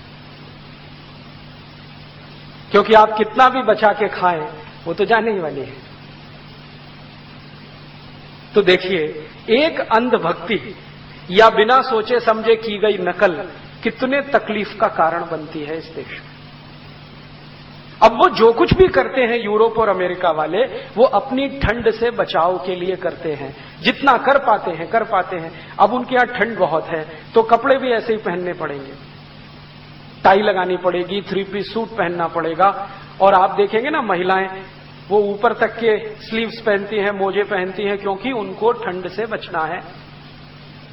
अब हम भी उनकी नकल करके भारत में पहनना शुरू करते हैं। आजकल ये नकल दिल्ली, बंबई, कलकत्ता में बहुत शुरू हुई है। हर चीज में बिना सोचे समझे हम उनकी नकल करें। और अब ये नकल इस खतरनाक स्तर पर पहुंच गई है कि ठंड वाले देशों की मजबूरियों को हमने प्रतिष्ठा का तंत्र बना लिया, स्टेटस सिंबल बना लिया। हमारे घर में पिज्जा आ रहा है तो स्टेटस सिंबल है, बर्गर खा रहे हैं तो स्टेटस सिंबल है, चाउमीन खा रहे हैं, बच्चों को खिला रहे हैं, स्टेटस सिंबल है, नूडल्स खा रहे हैं, बच्चों को खिला रहे हैं, स्टेटस सिंबल है। और कई घरों में तो ये नियम बन गया है कि संडे को तो ये होना ही चाहिए। संडे को माने चाउमीन तो आनी ही चाहिए, बर्गर तो आना ही चाहिए, पिज्जा तो आना ही चाहिए, ये तो आना ही चाहिए। और ये घर में नहीं आ सकता तो होटल में जाके खाना चाहिए। अब उनकी मजबूरियों को हमने जो स्टेटस सिंबल बनाया तो और तकलीफ कर रहा है। तो हमारी सारी की सारी बीमारियों की जो जड़ है ना, वो ये आधी अधूरी समझ से विदेशियों की गई नकल, जो हमें सफल नहीं होने देती। कॉस्मेटिक्स वो सब इस्तेमाल करते हैं क्योंकि उनको स्किन बचा के रखनी है। एक तो अंदर से कॉन्स्टिपेशन के कारण रफनेस है, दूसरी बाहर की ठंड है, बर्फ है, और उस बर्फ के कारण और ज्यादा रफनेस है। तो दोनों मिलाकर उनके यहां तो तकलीफ हो जाती है। इसलिए अपनी स्किन को बचाए रखने के लिए बार बार कुछ लोशन लगाना, बार बार कुछ कॉस्मेटिक्स यूज करना, सौंदर्य प्रसाधन, वो उनकी मजबूरी। और एक दो छोटी बातें बता दूं आपको, छोटी छोटी बातें हैं लेकिन ये काम की है। यूरोप के देशों में मैंने जितनी बार प्रवास किया वहां के लोगों को देखा कि चूंकि ठंड बहुत है ना, तो ये जो भौं के बाल होते हैं ना, ये नहीं उगते, तो इसलिए वो लाइनर का इस्तेमाल करते हैं दिखाने के लिए, नकली, असली तो है नहीं। तो ब्यूटी पार्लर में जा जाके वो बनवा के लाते हैं, काले पीले वो रंग से रंगते रहते हैं, क्योंकि असली बाल आते ही नहीं है, ठंड बहुत है। अब हमने भी वही तमाशा शुरू कर दिया अपने अपने घर में, बाकायदा 2-3 घंटे का समय निकालकर हम ब्यूटी पार्लर में जाते हैं इसको बनवाने के लिए। कितना भी रुपया खर्च हो, हमें तो कोई मतलब नहीं उससे। तो मैं एक ही निवेदन सबसे करता हूं, वो ये कि अगर नकल ही करनी है तो समझ के करो, कुछ अकल के साथ करो। बिना अकल के नकल किया तो खड्डे में ही जाने वाले हैं। बीमारियां इसी तरह से आ रही। हमने यूरोप और अमेरिका की बिना सोचे समझे जो नकल किया अपने जीवन में, कुछ तो हमारी मजबूरी थी कि हम 250-300 साल उनके गुलाम रहे, लेकिन मुझे उससे ज्यादा दुख इस बात का है कि जब उनकी गुलामी चल रही थी तब भारत के लोग इतने मजबूर नहीं थे अंग्रेजों की नकल करने के लिए। वो चले गए 15 अगस्त 47 को, उसके बाद जो अंग्रेजियत बढ़ी है उसने तो तबाह कर दिया इस देश। अब वहां कुछ और भी समस्याएं हैं, जैसे मैंने आपसे कहा ना स्किन बहुत हार्ड है, तो स्किन हार्ड है तो बिना साबुन के नहाना संभव ही नहीं है उनको, क्योंकि कास्टिक सोडा जो है ना हार्ड स्किन के लिए ही है। केमिस्ट्री में ये जो कास्टिक सोडा बनता है ना, सोडियम हाइड्रोक्साइड, ये उन्हीं त्वचा के लिए एप्लीकेबल है, उन्हीं पर ये लगाया जा सकता है जो बहुत कड़क त्वचा हो। और हमारे भारत में इतनी सॉफ्ट है स्किन, क्योंकि सूर्य का प्रकाश हमको है, हम रगड़ रगड़ के कास्टिक सोडा के साबुन से नहा रहे हैं, फिर त्वचा सूखी हो रही है तो फिर दौड़ दौड़ के जा रहे हैं, अरे डॉक्टर साहब क्या हुआ, स्किन रफ हो रही है, एक्जिमा हो गया, सोराइसिस हो गई, इचियोसिस हो गई, खाज हो गई, खुजली हो गई। वो तो होने ही वाला है, क्योंकि सॉफ्ट स्किन के लिए साबुन बना नहीं है, साबुन बना है हार्ड स्किन के लिए। हमारे यहां तो वही चीजें हैं अच्छी नहाने के लिए जो सॉफ्ट स्किन पे एप्लीकेबल हो, जैसे दूध का स्नान। इसलिए हमारे यहां कहावत है, दूधो नहाओ पूतो फलो। कभी सुना है किसी से लक्स नहाओ पूतो फलो? कोई कहता? पियर्स से नहाओ पूतो फलो, लाइफ बॉय लगाओ पूतो फलो, दूधो नहाओ पूतो फलो। क्योंकि दूध जो है ना वो सॉफ्ट स्किन की सॉफ्टनेस को बरकरार रखता है। आपकी त्वचा जितनी नरम है उतनी ही नरम वो रखेगा, थोड़ा ज्यादा ही कर देगा, कम नहीं होने देगा।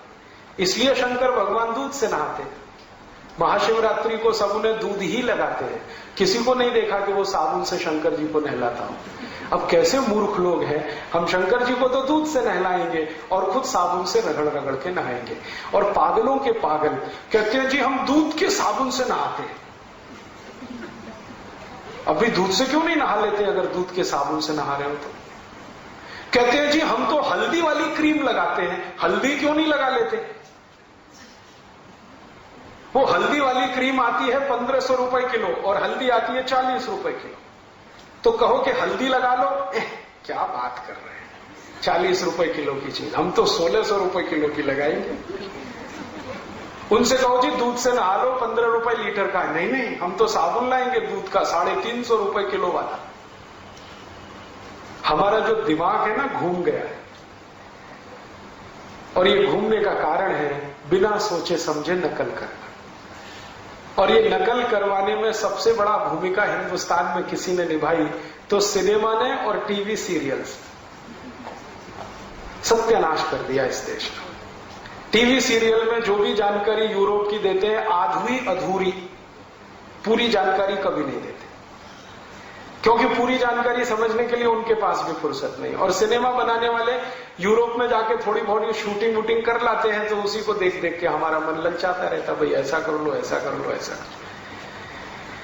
बहुत सारी हीरो हीरोइनों से प्रश्न पूछे जाते हैं कि भाई आप कॉस्मेटिक्स क्या क्या इस्तेमाल करती है? वो तो कॉस्मेटिक्स इसलिए इस्तेमाल करती हैं कि दिन में 6-6 घंटे भयंकर फ्लड लाइट्स में उनको रहना पड़ता है। अगर वो कॉस्मेटिक्स ना लगाएं तो उनकी तो त्वचा जल जाए। फिर उन्हीं के मूर्खतापूर्ण टिप्स ले लेके हम अपने जीवन में प्रयोग करना शुरू कर देते हैं, जबकि हमें कोई फ्लड लाइट्स में रहना नहीं पड़ता। भाई हेमा मालिनी ऐसा करती है तो हम भी कर रहे हैं, ऐश्वर्या रॉय ये लगाती है तो हम भी लगा रहे हैं। ऐश्वर्या रॉय, हेमा मालिनी 6-8 घंटे भयंकर लाइट में रहती है, त्वचा को बचाने के लिए ये सब करती है, हम तो नहीं रहते हैं, फिर हम क्यों करें? तो ये सब घालमेल हो गया, खिचड़ी हो गया। खिचड़ी ऐसा हो गया कि हमारा दिमाग ना तो हमारा रह गया ना उनका बन पाया, आधे हम अपने हैं आधे उनके हैं, तो फंस गया इसमें सारा चक्कर। और ये आधा अधूरापन रोज दिखाई देता है जिंदगी में। पति महोदय है वो 3 पीस सूट और टाई लगा के जा रहे हैं और पत्नी उनकी सलवार सूट में जा रही है या साड़ी में जा रही है। साड़ी शुद्ध हिंदुस्तानी पहनावा है, 3 पीस सूट और टाई अंग्रेजी पहनावा है। वहां इसलिए 3 पीस सूट और टाई पहनते हैं कि ठंड बहुत है, और ठंड है तो सर्दियों में नाक बहुत बहती रहती है। तो पहले वो बेचारे क्या करते थे, जेब से रूमाल निकाल के हमेशा पोंछते रहते थे। फिर उन्होंने सोचा एक टाई लटका के रखो, जब जरूरत पड़े तो पोंछ लेंगे, इसलिए उन्होंने अपने यहां टाई लाई है। अब हमारे यहां मूर्खों के मूर्ख जून की गर्मी में 50 डिग्री तापमान हो तो 3 पीस सूट और टाई लगा के घोड़े पे चढ़ के शादी करने जाते हैं। और मैं कहता हूं भाई सुपर इडियट बनने के लिए यही एक दिन मिला है तुम्हें? तो कहते राजीव भाई आज तो करने दो, माने शादी के दिन ही इडियट बन के जाओ। और मुझे समझ में नहीं आता कि पति 3 पीस सूट और टाई पहने और पत्नी साड़ी पहने। हम कहते हैं कि गृहस्थी के पहिए हैं पति और पत्नी, एक पहिया ट्रैक्टर का दूसरा साइकिल का, कैसे चलेगी गृहस्थी? या तो ये करिए कि यूरोप में सभी महिलाएं स्कर्ट्स पहनती हैं, तो आप चालू करिए। अगर 3 पीस सूट और टाई का मैच है तो वो स्कर्ट के साथ है, साड़ी के साथ तो नहीं। तो हम तो स्कर्ट पहन नहीं सकते, फिर पतियों को क्यों पहनने देती आप 3 पीस सूट और टाई? और कोई नहीं, बच्चों को और नकल करवा रहे हैं। बेचारे 3-3 साल के बच्चे स्कूल में पढ़ने जाते हैं, खूब टाइट टाई उसकी बांध देते हैं। सभी वैज्ञानिक कहते हैं कि टाई को अगर बांध दिया तो पीछे की जो नसें खून को लेके जाती है ना मस्तिष्क में, ये दबने लगती है, खून का प्रवाह रुकने लगता है। पर्याप्त मात्रा में खून बच्चे के दिमाग को न मिले तो आंखें कमजोर होती हैं, दिमाग भी कमजोर होता है। इसलिए सब ऊंचे वैज्ञानिक और दुनिया के करोड़पति लोगों ने टाई वाई बंद कर दिया। हमने अपने छोटे छोटे बच्चों को बचपन से ही शुरू कर दिया। फिर हम बहाने बहुत बनाते हैं, अरे क्या करें जी, उनके स्कूल में ड्रेस है तो जाके लड़िए ना स्कूल वालों से। आप पैसा देते हैं, आपके पैसे से स्कूल चलता है, और वो मूर्खता करें और आप उनको समझा भी नहीं सकते कि हमको जरूरत नहीं है ये टाई और पैंट की और सूट की। तो ऐसी छोटी छोटी बहुत सारी बातें हमारे जीवन में जो घुस गई, इन्होंने हमको अस्वस्थ बनाया। हर तरह की बीमारी हमारे जीवन में आने लगी और बीमारियां हर दिन बढ़ती जा रही, और बढ़ते बढ़ते ये संख्या हो गई है, कई बार तो मैं परेशान हो जाता हूं कि एक मरीज आया, उसके शरीर में 50 बीमारियां हैं, कौन सी पहले ठीक करो? तो मैं ढूंढता हूं कि इसकी सबसे बड़ी बीमारी कौन सी है, उसको ठीक करो तो बाकी आसानी से ठीक हो जाए। और मैं आपको पूरी ईमानदारी से बताता हूं, ये पेशेंट को मैं नहीं कहता, 99% जो क्रॉनिक पेशेंट है उनकी अंतिम बीमारी निकलती है पेट की कब्जियत, कॉन्स्टिपेशन। और जब भी मैं उनको कोई ऐसी दवा देता हूं जो उनकी कब्जियत को ठीक कर दे, तो उनकी ज्यादातर बीमारियां अपने आप ठीक हो जाती हैं। बहुत सारे मरीजों को मैं संधिवात ठीक करता हूं, लेकिन कभी नहीं बताता कि संधिवात की दवा नहीं दे रहा हूं, पेट साफ करने की दवा है। क्योंकि जैसे ही पेट साफ होने लगता है, घुटनों का दर्द अपने आप खत्म हो जाता है। जैसे ही पेट साफ होने लगता है, माइग्रेन अपने आप खत्म हो जाता है। जैसे ही पेट साफ होने लगता है, नींद बहुत अच्छी आने लगती है। जैसे ही पेट साफ होने लगता है, शरीर के जॉइंट्स पेन सब निकल जाते हैं। और अब गंभीरता से मैं सोचते सोचते इस निष्कर्ष पर पहुंचा कि हमने यूरोप और अमेरिका की नकल करके जो अपने घर में ले आया खान पान, इसने हमको फंसा दिया। अब कैसा फंसा दिया? अब भारत की बात करता हूं थोड़ी। भारत में ये जो आयुर्वेद है ना, ये सबसे बड़ा चिकित्सा शास्त्र है।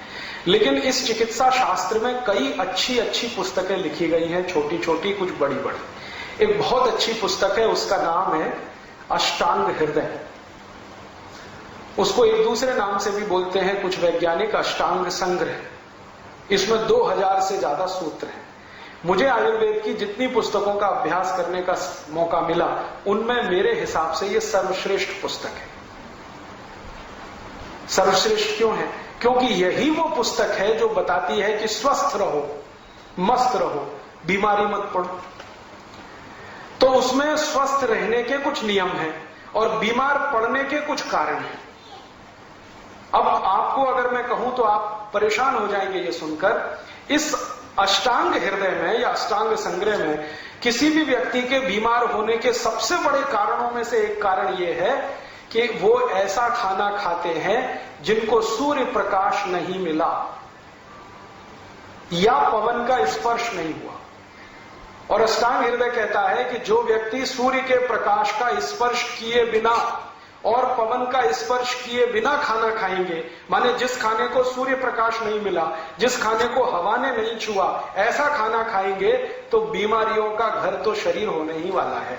और ऐसी चीज क्या है हमारे घर में? रेफ्रिजरेटर। आप फ्रिज में भर के खाना रख दो, न उसको सूर्य प्रकाश मिलेगा, न पवन का स्पर्श होगा, और वो खाना अष्टांग हृदय के हिसाब से जहर है। अष्टांग हृदय में तो ये तक लिखा हुआ है कि जो व्यक्ति सूर्य प्रकाश के बिना और पवन स्पर्श के बिना खाना खाता है, उसको दुश्मन की जरूरत नहीं है और जहर खाने की भी जरूरत नहीं है। वो खुद ही जहर खा रहा है, थोड़े दिन में वो जाने ही वाला है इस दुनिया से। और आधुनिक वैज्ञानिकों ने भी मान लिया है कि खाने को बना के फ्रिज में रखना उसका सर्वनाश करने के बराबर है। अब हम क्या करते हैं, बहुत सारे घरों में फ्रिज है। आजकल तो मैं बिना फ्रिज का घर देखूं तो हैरानी होती। हाँ, और घरों में कंपटीशन है कि पड़ोसी के आए तो हमारे यहां क्यों नहीं, वो कुएं में गिर रहा है तो हम क्यों नहीं गिरे, वो जहर खा रहा है तो हम क्यों नहीं खाएं। सारा देश इसी में मर गया, भला उसकी कमीज मेरी कमीज से ज्यादा सफेद कैसे? पढ़े लिखे लोगों में ये बहुत है। तो फ्रिज आ गया घर में, अब आ गया तो इसका कुछ तो उपयोग होना चाहिए। तो हम क्या करते हैं, सब्जियां खरीद खरीद के लाते हैं और भर भर के उसमें रख देते हैं। और अभी एक और सुपर इडियोसिटी करना शुरू किया है कि सब्जियों को पॉलीथिन में भर भर के फ्रिज में रख देते हैं। ये पॉलीथिन फ्रिज से भी ज्यादा खराब है। अब होता क्या है, सब्जियों के बारे में आयुर्वेद का सिद्धांत यह है कि पेड़ से टूटने के 48 मिनट के बाद उसको पका के खा लीजिए। यह नियम है आयुर्वेद का। पेड़ से टूटने के 45-48 मिनट के बाद, मान लो 1 घंटे के बाद आप उसको पका के खा लीजिए, तब तो है ठीक। और जो आपने सवेरे की सब्जी शाम को खाई, शाम की अगले सवेरे को खाई और 2-2 दिन रख के खाई, तो वो जहर है। अब हम क्या कर रहे हैं, सब्जियां यहां ताजी मिलती हैं भीलवाड़ा, हाँ, सवेरे भी शाम को भी।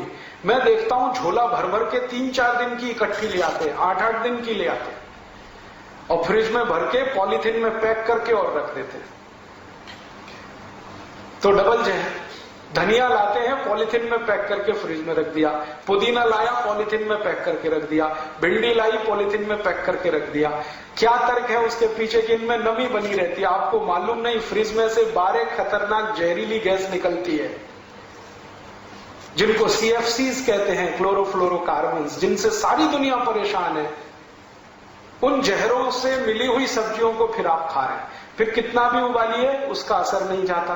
धीरे धीरे ये टॉक्सिक वेस्ट आपके शरीर में इकट्ठे होते रहते हैं। 5-7 साल में आपके घुटने दुखना, पैर की एड़ियां दुखना, कमर दुखना, कंधे दुखना, फिर माइग्रेन होना, फिर नींद नहीं आना, फिर ऐसा होना, फिर वैसा होना, ये शुरू ही शुरू रहता है।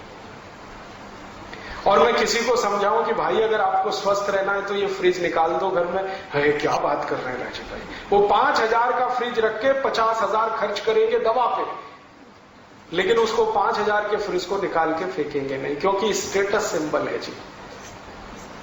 और अब तो एक और खतरनाक काम शुरू हुआ है कि उसमें पानी भर भर के और रख देते हैं, वो पीते और दूसरों को भी पिलाते हैं। ये यूरोप के लोगों की सबसे बड़ी समस्या है, चिल्ड वाटर। वो ठंडा पानी पीते, परिणाम पता, वो सवेरे 2-2 घंटे टॉयलेट में बैठे रहते। और उनका ठंडा पानी तो मजबूरी है, क्योंकि बर्फ गिर रही है तो पानी ठंडा होने वाला है। हमारी क्या मजबूरी है? कोई नहीं, हम तो ठंडा बना बना के पी रहे।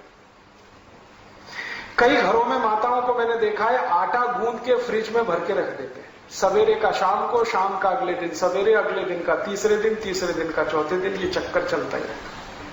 और आटे के बारे में भी आयुर्वेद ये कहता है कि अगर आटे को गूंद लिया है तो 30 मिनट के अंदर उसे खत्म होना ही चाहिए, नहीं तो कीटाणु बनना, जीवाणु बनना शुरू हो जाता है उसमें। आप जैन दर्शन मानते हैं और रोज करोड़ों जीवों की हत्याएं करते हैं उसी आटे के चक्कर। वो आटा शरीर के तो काम का है ही नहीं, धर्म के भी विरुद्ध है।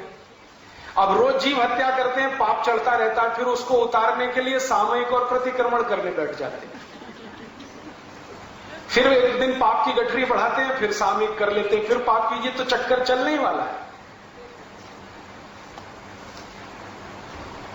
तो अगर अष्टांग हृदय के इस सूत्र को आप माने और समझें, अष्टांग हृदय कहता है कि जिस भोजन को सूर्य का प्रकाश ने स्पर्श नहीं किया हो और पवन ना मिला हो, उसको कभी मत खाइए, वो जहर है। तो आप कोशिश करिए, अपने घर का फ्रिज निकाल दीजिए। मैं आपसे अभी बोलता हूं 50% बीमारियां फ्रिज के साथ निकल जाएंगी। दूसरी हमसे क्या गलती हो रही है, हमने अपने घर का नाश्ता ऐसा बनाया जो यूरोप और अमेरिका में मजबूरी में खाया जाता। मैंने कहा ना, पाव रोटी, डबल रोटी, बिस्किट, अब हमने घर में शौक से लाना शुरू किया। ज्यादातर घरों में ब्रेड पकौड़े नाश्ते में मैं देखता हूं, या ब्रेड का कोई ना कोई प्रिपरेशन नाश्ते में मिलता है। पूछो, कहते हैं बहुत इजी है। इजी तो इडली भी है, सांभर भी है, उत्तपम भी है, रसम भी है, डोसा भी है, और हलवा से ज्यादा इजी कोई चीज नहीं। सबसे सुरक्षित, सबसे पौष्टिक हलवा के बारे में आप जानते हैं? मेरे पास कोई ऐसा पेशेंट आ जाए जो ऑपरेशन करा के आया हो अभी घंटे भर पहले, मैं उसको कह सकता हूं कि घी का हलवा खा लो, इतना सुरक्षित है। उस पेशेंट को रोटी नहीं खिलाई जा सकती, दाल नहीं खिलाई जा सकती, चावल नहीं खिलाया जा सकता, कम से कम 15 दिन। लेकिन मैं उसको यह जरूर कह देता हूं कि ऑपरेशन खत्म होते ही, जैसे ही होश आए, हलवा बना के खिला देना, देशी गाय के घी का, क्योंकि वो हीलिंग में बहुत मदद करता है। तो हलवा से ज्यादा तो कोई भी हमारे पास डिश नहीं है जो 5 मिनट में बन सके। लेकिन वो हलवा गायब हो रहा है धीरे धीरे। पाव रोटी आ गई, डबल रोटी आ गई, बिस्किट आ गया, घर में नूडल्स आ गए, और सवेरे के नाश्ते में ये जरूर है। और आयुर्वेद कहता है कि सवेरे का नाश्ता ही सबसे ज्यादा मजबूत होना चाहिए, उसी में भरपेट हम पाव रोटी, डबल रोटी खिला रहे हैं। कभी कभी बच्चों का बहाना बना देते हैं, जी खाते नहीं वो, आपने खिलाने की आदत नहीं डाली तो वो खाएंगे क्यों? यहां से ही हमारी जिंदगी की गड़बड़ी शुरू हो रही। और ये सड़े मैदे की पाव रोटी, डबल रोटी आप जितनी खाएंगे, कब्जियत उतनी ही बढ़ेगी। कब्जियत बढ़ेगी तो शरीर की बीमारियां बढ़ने वाली हैं। 103 बीमारियां होती हैं, ये ध्यान रखिए।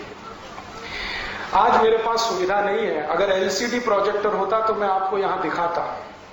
एलसीडी है, एलसीडी प्रोजेक्टर हो तो मैं आपको दिखाता कि जब आप ये खाते हैं ना, मैंने इसमें बहुत सुंदर स्लाइड्स बनाई हुई कि जैसे ही पाव रोटी खाते हैं तो अंदर क्या होता है पेट में जाने, डबल रोटी खाने के बाद क्या होता है, बिस्किट खाने के बाद क्या होता है, चाउमीन और नूडल्स खाने के बाद पेट में क्या होता है, कैसे कैसे वो कहां कहां चिपकता है, कितने एरिया को वो कवर करता है, और फिर कैसे आपको कॉन्स्टिपेशन बनाता है। और उसका बनाने का जो तरीका कोई देख ले तो उसको घृणा हो जाए, इतने खराब तरीके से बनता है। तो मेरी आपको छोटी सी विनती है कि अगर आप स्वस्थ रहना चाहते हैं, तंदुरुस्त रहना चाहते हैं, तो अपने जीवन में अष्टांग हृदय के दिए हुए सूत्रों का पालन करें। उनमें पहला सूत्र मैंने बताया, फ्रिज में रखा हुआ कुछ ना खाएं ना कुछ पिए। फिर आप बोलेंगे जी कि क्या खाएं क्या पिए? जो चीज फ्रिज में नहीं रखी हो और जिसको पवन स्पर्श भरपूर हुआ हो और जिसको सूर्य का प्रकाश भी मिल गया हो, उसको खाइए। माने हर चीज ताजा बना के खाइए, फ्रिज में रखी हुई मत खाइए। फ्रिज में दूध रखना भी बंद कर दीजिए, दही भी मत रखिए, इनको बाहर ही रखिए ना। तो आपके जीवन में स्वास्थ्य अपने आप आता चला जाए। दूसरा एक नियम है, आयुर्वेद का नियम है, अष्टांग हृदय का भी वो नियम है, और सभी ऋषि ऐसा बोलकर गए हैं कि जो जिंदगी स्वस्थ रखनी है तो ठंडा पानी मत पीजिए, पानी गर्म करके पीजिए। कम से कम उतना गर्म हो जितना गर्म आपका शरीर है, क्योंकि गर्म पानी शरीर को बहुत तरह से सफाई कर देता है, टॉक्सिक वेस्ट को शरीर के बाहर निकाल के फेंकता है, पचने में भी मदद करता है, शरीर के पूरे तंत्र को व्यवस्थित रखता है। हल्का गुनगुना पानी, ज्यादा गर्म भी नहीं, ज्यादा ठंडा भी नहीं। दूसरा ये नियम है। तीसरा ये नियम है कि आप जो भी खाना खाइए ताजा खाइए, खाना चबा चबा के खाइए, क्योंकि भारत में चबाने का बहुत महत्व है, यूरोप में नहीं है। यूरोप में क्या है ना, ठंडी है, मैंने आपको बोला ना ठंडी है, तो ये जो जबड़े हैं ना ये फ्लेक्सिबल नहीं, तो ज्यादा चबा नहीं सकते, तो जो भी कुछ है जल्दी जल्दी निगल निगल के खाते हैं वो। हमारे तो जबड़े बहुत फ्लेक्सिबल है, तो हमको तो चबा चबा के खाना है। और यूरोप में एक और मुश्किल है कि उनके जो मसूड़े हैं ना बहुत कड़े हैं, और कड़े मसूड़ों को साफ करना वो ब्रश से ही संभव है, हार्ड है बहुत, तो वो ब्रश करते हैं। आप मत उनकी नकल करिए, आपके मसूड़े तो बहुत सॉफ्ट है, इतने सॉफ्ट हैं कि थोड़ा भी ब्रश आड़ा तिरछा चल गया तो खून ही खून निकले। तो उनकी नकल करके टूथब्रश मत करिए। फिर क्या करें, दंतमंजन है हमारे पास, और अगर ब्रश ही करना है तो नीम के दातुन से अच्छा कोई नहीं, क्योंकि उसके ब्रसल्स बहुत सॉफ्ट होते हैं, प्लास्टिक के ब्रश के ब्रसल्स की तुलना में वो बहुत सॉफ्ट है। तो दातुन करना शुरू कर दीजिए, दंतमंजन करिए तो दांत अच्छे रहेंगे, मसूड़े भी अच्छे रहेंगे। पानी कभी भी ठंडा मत पीजिए, तो दांत सुरक्षित रहेंगे, गला भी सुरक्षित रहेगा, पेट भी अच्छा रहेगा। हमेशा गुनगुना पानी पीजिए। और आप तो अगर जैन दर्शन मानते हैं, जैन धर्म मानते हैं, तो आप जानते हैं कि ज्यादा देर रखा हुआ पानी भी मत पीजिए, क्योंकि उसमें जीव वृद्धि होती है। तो ताजा पानी बना के पीते रहे। ताजा पानी बना के माने हर समय हल्का गुनगुना करके पीते रहे। चौथा नियम यह है स्वस्थ रहना, निरोगी रहना, कि खाना खाइए तो खूब अच्छे से चबाइए, क्योंकि आपके मसूड़े तो फ्लेक्सिबल है, यूरोप में नहीं है। और इतनी बार चबाइए जितने दांत हैं आपके। एक दिन शीशे के सामने खड़े होकर अपने अपने दांत गिन लीजिए, किसी को 32 होंगे, किसी को 30 होंगे, किसी को 28 होंगे। तो रोटी का एक टुकड़ा मुंह में डाला तो उतनी बार चबाइए, जैसे 32 दांत है तो 32 बार चबाइए, 30 है तो 30, 28 है तो 28। खूब चबा के खाना खाइए।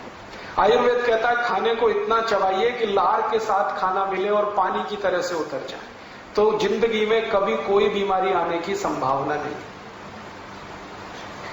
फिर ऐसे ही नियम है एक छोटा सा कि पानी पीजिए तो घूट घूट भर के पीजिए, जैसे गर्म दूध पीते वैसे पानी पीजिए, सिप करके पानी पीजिए, ताकि ज्यादा लार शरीर में जाए। लार जो है ना वात पित्त कफ तीनों को संतुलित रखती है।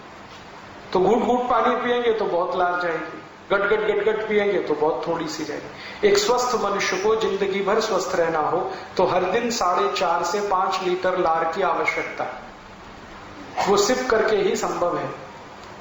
और आप आज से ये शुरू करिए सिप करके पानी पीना, तीसरे दिन से आपको रिजल्ट मिलेगा।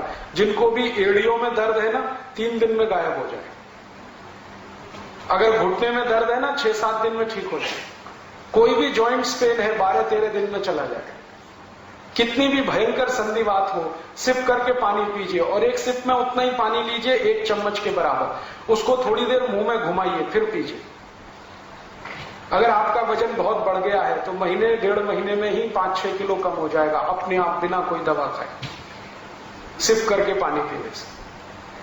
अभी थोड़े दिन पहले मेरा एक दोस्त अमेरिका से लौटा है, उसका 140 किलो वजन हो गया था, तो उसको अमेरिका की जिस कंपनी में नौकरी करता था निकाल दिया, क्योंकि वहां नौकरी से निकालने में 1 मिनट लगता है किसी को, वहां जॉब कभी भी सुरक्षित नहीं है, सिक्योरिटी नहीं है, निकाल दिया।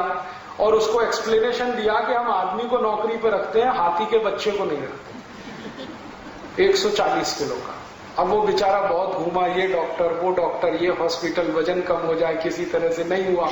अब आ गया भारत। एक दिन तो वो जॉन हॉपकिंस में चला गया, तो वहां बोला कि आपकी ऊपर से कुछ खाल चीर देंगे, वजन कम हो जाएगा, मांस काट के निकाल देंगे। अब वो कहे अरे मुझे तो ये नहीं कराना, वापस आ गया। बेंगलोर में रहता है। एक दिन कहने लगा राजीव भाई आप कुछ बताओ। मैंने कहा कुछ मत करो, पानी गुनगुना पियो और सिप करके पियो।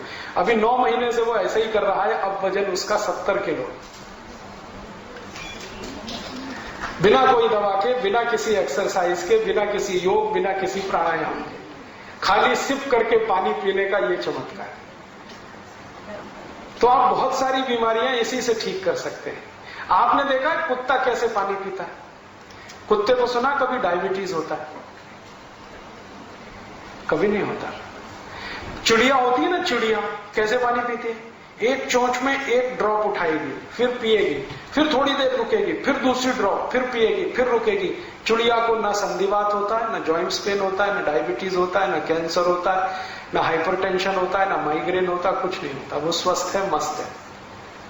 हमको ये सब क्यों होता है? जिस भगवान ने चिड़िया बनाई है उसी ने हमको भी बनाया। जो आत्मा उसमें है वही आत्मा हम में है, जो ऑर्गन्स हमारे हैं वही ऑर्गन्स उसके हैं। बस वो खाने पीने का ध्यान रखती है। चिड़िया कभी रात को नहीं खाती, मनुष्य रात के 12-12 बजे भी खाता रहता है। चिड़िया कभी भी खाने के साथ पानी नहीं पीती। सवेरे खाना खाएगी, दोपहर को पानी पिएगी।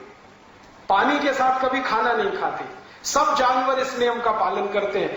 जो सबसे मूर्ख भैंस है वो भी इसका पालन करती है। सवेरे भरपेट खाना खाएगी भैंस और दोपहर को 11 बजे पानी पिएगी। लेकिन मनुष्य जो है ना, वो भैंस से भी गया पीता है। वो खाने के साथ गटागट 2 गिलास, 3 गिलास, 5 गिलास पीता ही रहता है। आयुर्वेद में ये सूत्र है, भोजनांते विषम वायु, माने भोजन के अंत में पानी पिया तो विष पी लिया। तो आप भोजन के बाद पानी मत पीजिए, 1-1.5 घंटे के बाद पीजिए। पानी सिप करके पीजिए, हल्का गुनगुना पानी पीजिए। सवेरे उठते हैं ना, तो अपने दिन की शुरुआत पानी से करिए, चाय से नहीं। जो लोग सवेरे दिन की शुरुआत पानी से करें और जो सवेरे दिन की शुरुआत चाय से करें, दोनों जमीन आसमान के अंतर है। चाय से शुरुआत करने वालों को एक नहीं 68 बीमारियां होंगी, 68। और जो सवेरे पानी से शुरुआत करें दिन की, तो उनको बीमारी ही नहीं। तो आप बोलेंगे कितना पानी पिए? कम से कम 1 गिलास तो पी लीजिए, उठते ही पी लीजिए। 2 गिलास पिए और अच्छा है, 3 गिलास पिए तो सबसे अच्छा है। पानी पीते ही क्या होता है, इंटेस्टाइन साफ हो जाती है। दोनों बड़ी और छोटी आंत दोनों साफ होती है। और दोनों आंत अगर साफ है रोज, तो आप चिंता मत करिए, जिंदगी में कुछ होने वाला नहीं है। मैं पिछले 18 साल से बीमार नहीं पड़ा, आज तक किसी डॉक्टर के पास नहीं गया, आधी गोली भी नहीं खाई मैंने, 1 इंजेक्शन भी नहीं लगाया। चिकनगुनिया पिछले साल भर से भारत में फैल रहा है, 70,000 मरीजों का मैं इलाज किया हूं, अभी तक मुझे चिकनगुनिया नहीं हुआ। कर्नाटक में मैंने किया, महाराष्ट्र में किया, गुजरात में, अब राजस्थान में भी किया। सब लोग मुझे यही पूछते हैं, आप कौन सी दवा खाते हैं, वही हमें बता दो। मैं उनसे कहता हूं, मैं दवाई नहीं खाता, लेकिन मैं आयुर्वेद के सभी नियमों का बहुत कट्टरता से पालन करता हूं। सवेरे उठने पर पानी नहीं मिला तो उतनी देर में टॉयलेट में नहीं जाता, मिलेगा पानी तभी जाऊंगा। और उठते ही पानी पीता हूं, मुंह भी नहीं धोता, दांत भी साफ नहीं करता, रात को दांत साफ करके सो जाता हूं। पानी कभी भी पीता हूं सिप करके पीता हूं, और ठंडा पानी बर्फ डाला हुआ कभी नहीं पीता।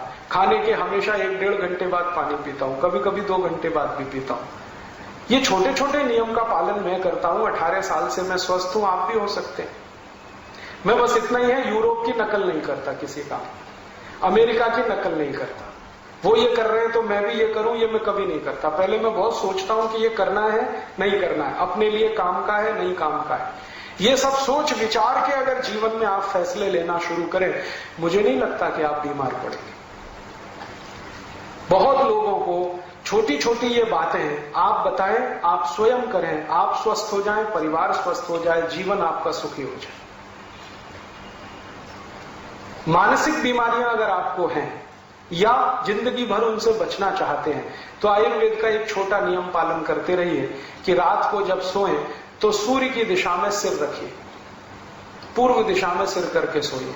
और कोई बहुत मजबूरी आ जाए तो दक्षिण दिशा में कर लीजिए, उत्तर और पश्चिम को हमेशा छोड़िए।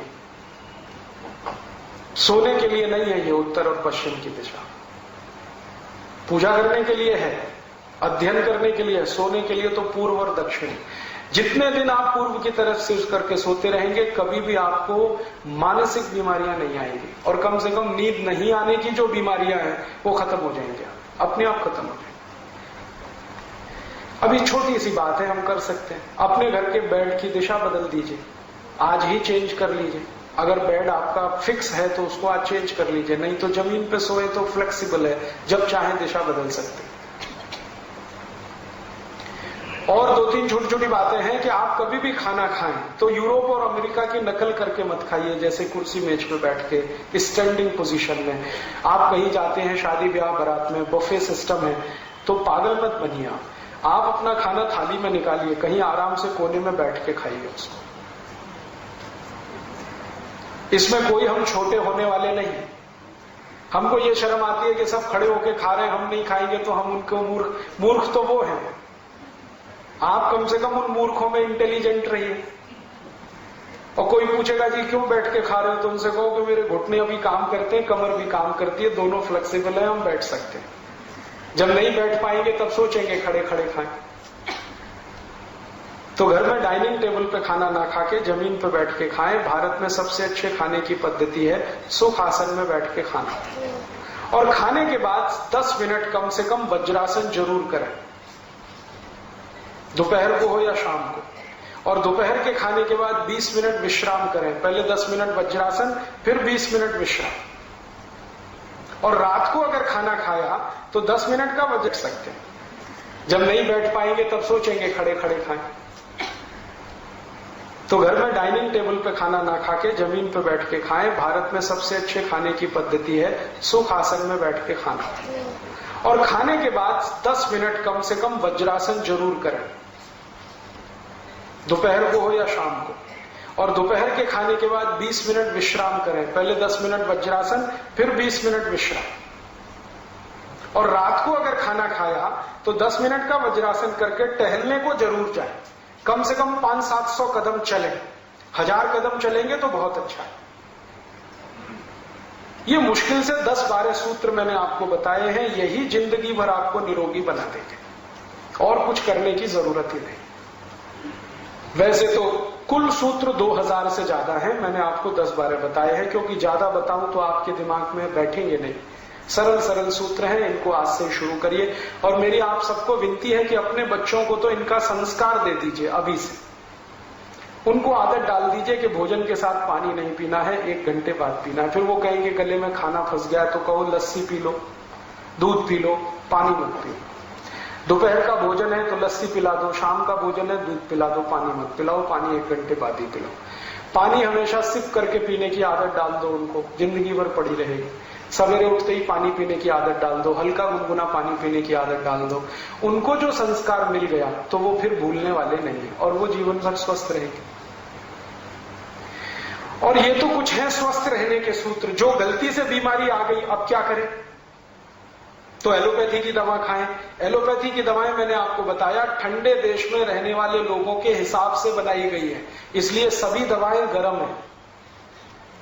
आप समझ रहे हैं मेरी बात? ठंडे लोगों के रहने वाले देश के हिसाब से बनाई गई दवाएं हैं, इसलिए सभी दवाएं गर्म हैं। और गर्म देश में रहने वाले इन गर्म दवाओं को खाएं तो भयंकर साइड इफेक्ट्स हैं उनके। अभी मैं पिछले 2-3 दिन से भीलवाड़ा में देख रहा हूं, जिसने भी चिकनगुनिया के लिए एलोपैथी की दवा खाई है अभी तक ठीक नहीं हो रहा। अभी भी यहां कंधे दुख रहे हैं, कमर दुख रही है, मुंह में छाले हो रहे हैं, खाना निगल नहीं पा रहे हैं, ये पांव सूज रहा है, ये घुटना सूज रहा है। और जिन्होंने ये एलोपैथी की न खा के 3 दवाएं ही सिर्फ होम्योपैथी की खाई है, वो 2-2 दिन में ठीक होकर काम पे लग गए। यहीं से समझ लीजिए इस बात।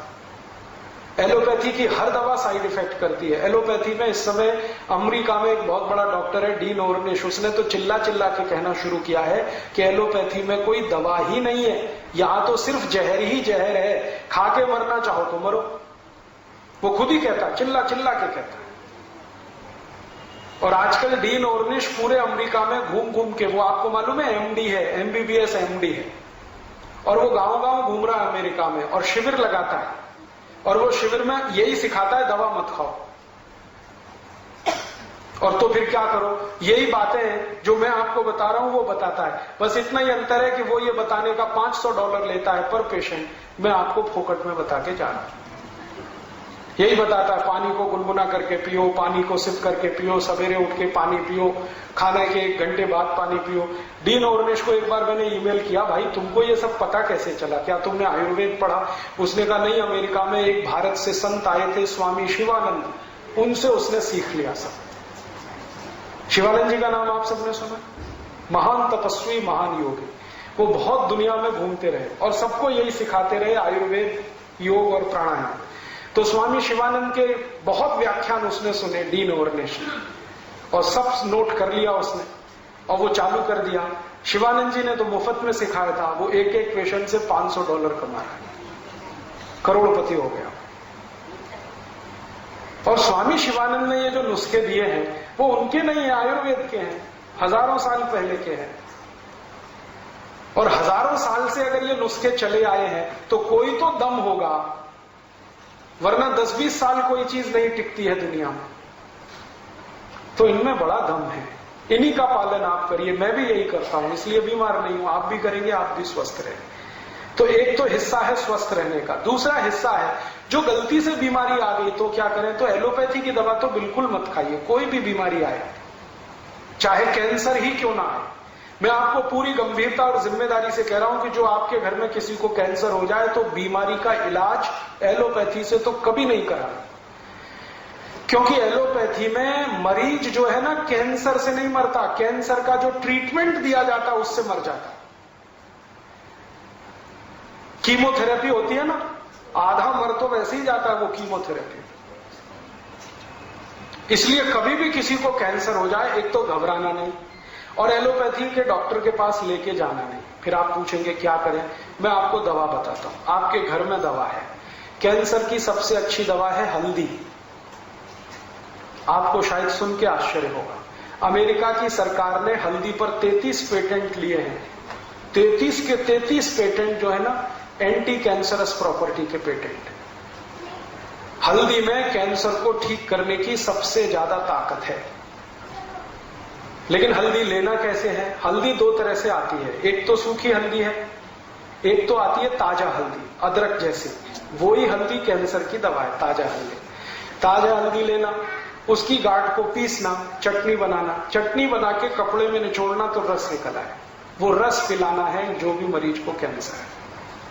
हल्दी में क्या है? हल्दी में एंटी कैंसरस जो मेडिसिन है उसका नाम है करक्यूमिन।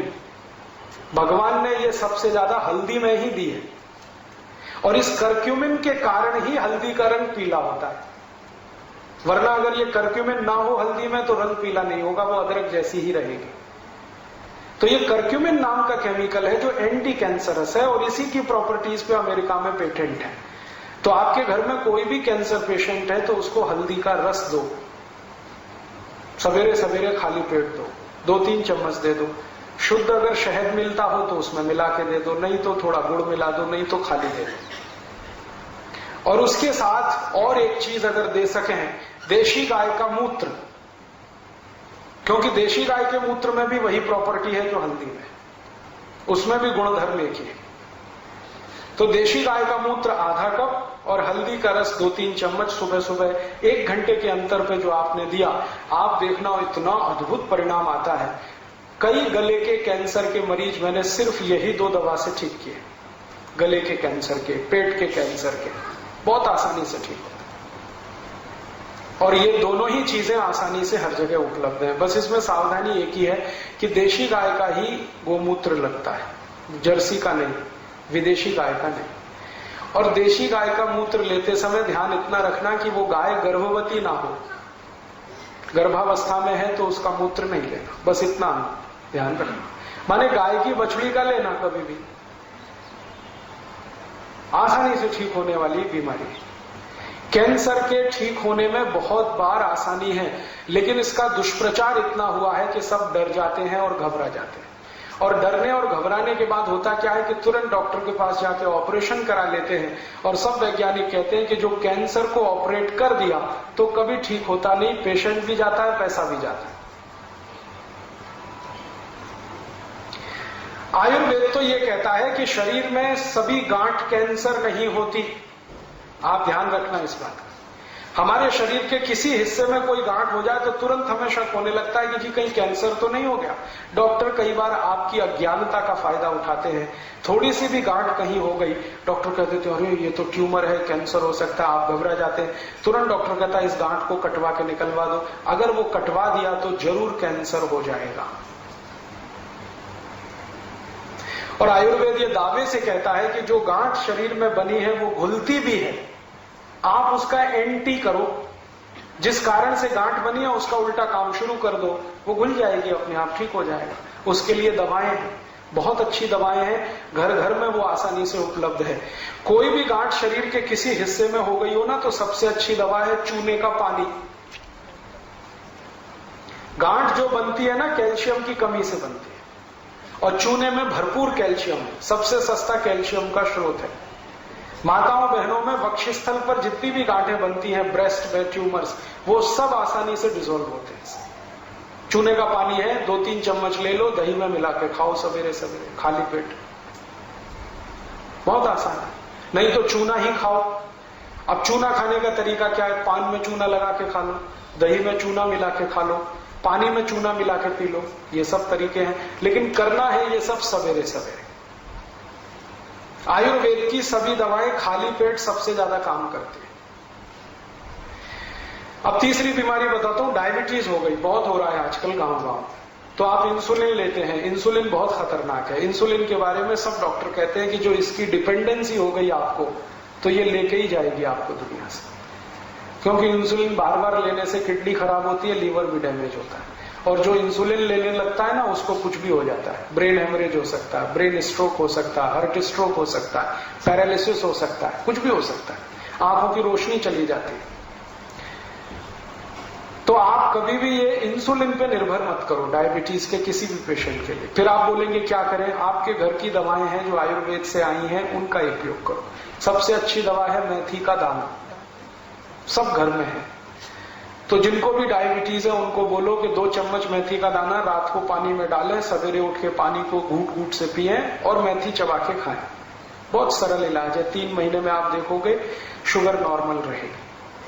लेकिन शुगर नॉर्मल हो जाए तो ये मतलब नहीं है कि मेथी का दाना छोड़ देना, आगे कभी भी ना हो भविष्य में, थोड़े दिन खाते रहो। और जो और ज्यादा शुगर है, मेथी के दाने से नहीं मिट रही है, तो एक छोटा काम करो कि मेथी का दाना खाया, उसके आधा पौना घंटे के बाद करेले का थोड़ा रस पी लो, आधा कप, बहुत जल्दी ठीक हो जाएगा।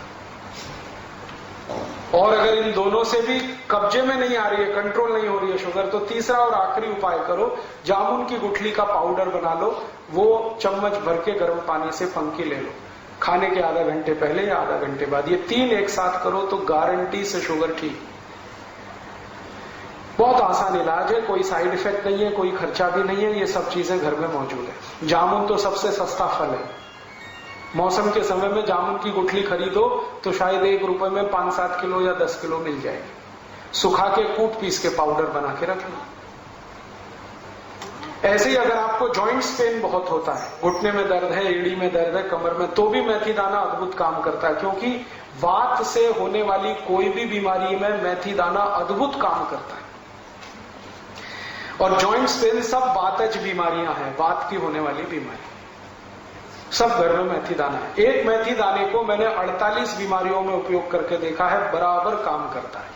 गंभीर से गंभीर बीमारी और आसान से आसान बीमारी में काम है मेथी दाने का। एक बहुत गंभीर बीमारी अक्सर माताओं बहनों को होती है। कोई माँ अगर गर्भावस्था में है तो बच्चा उत्पन्न होने के बाद उसका गर्भ अपने स्थान से खिसक जाता है, जिसको यूट्रस डिस्प्लेसमेंट कहते हैं। गर्भाशय का अपने स्थान से खिसक जाए।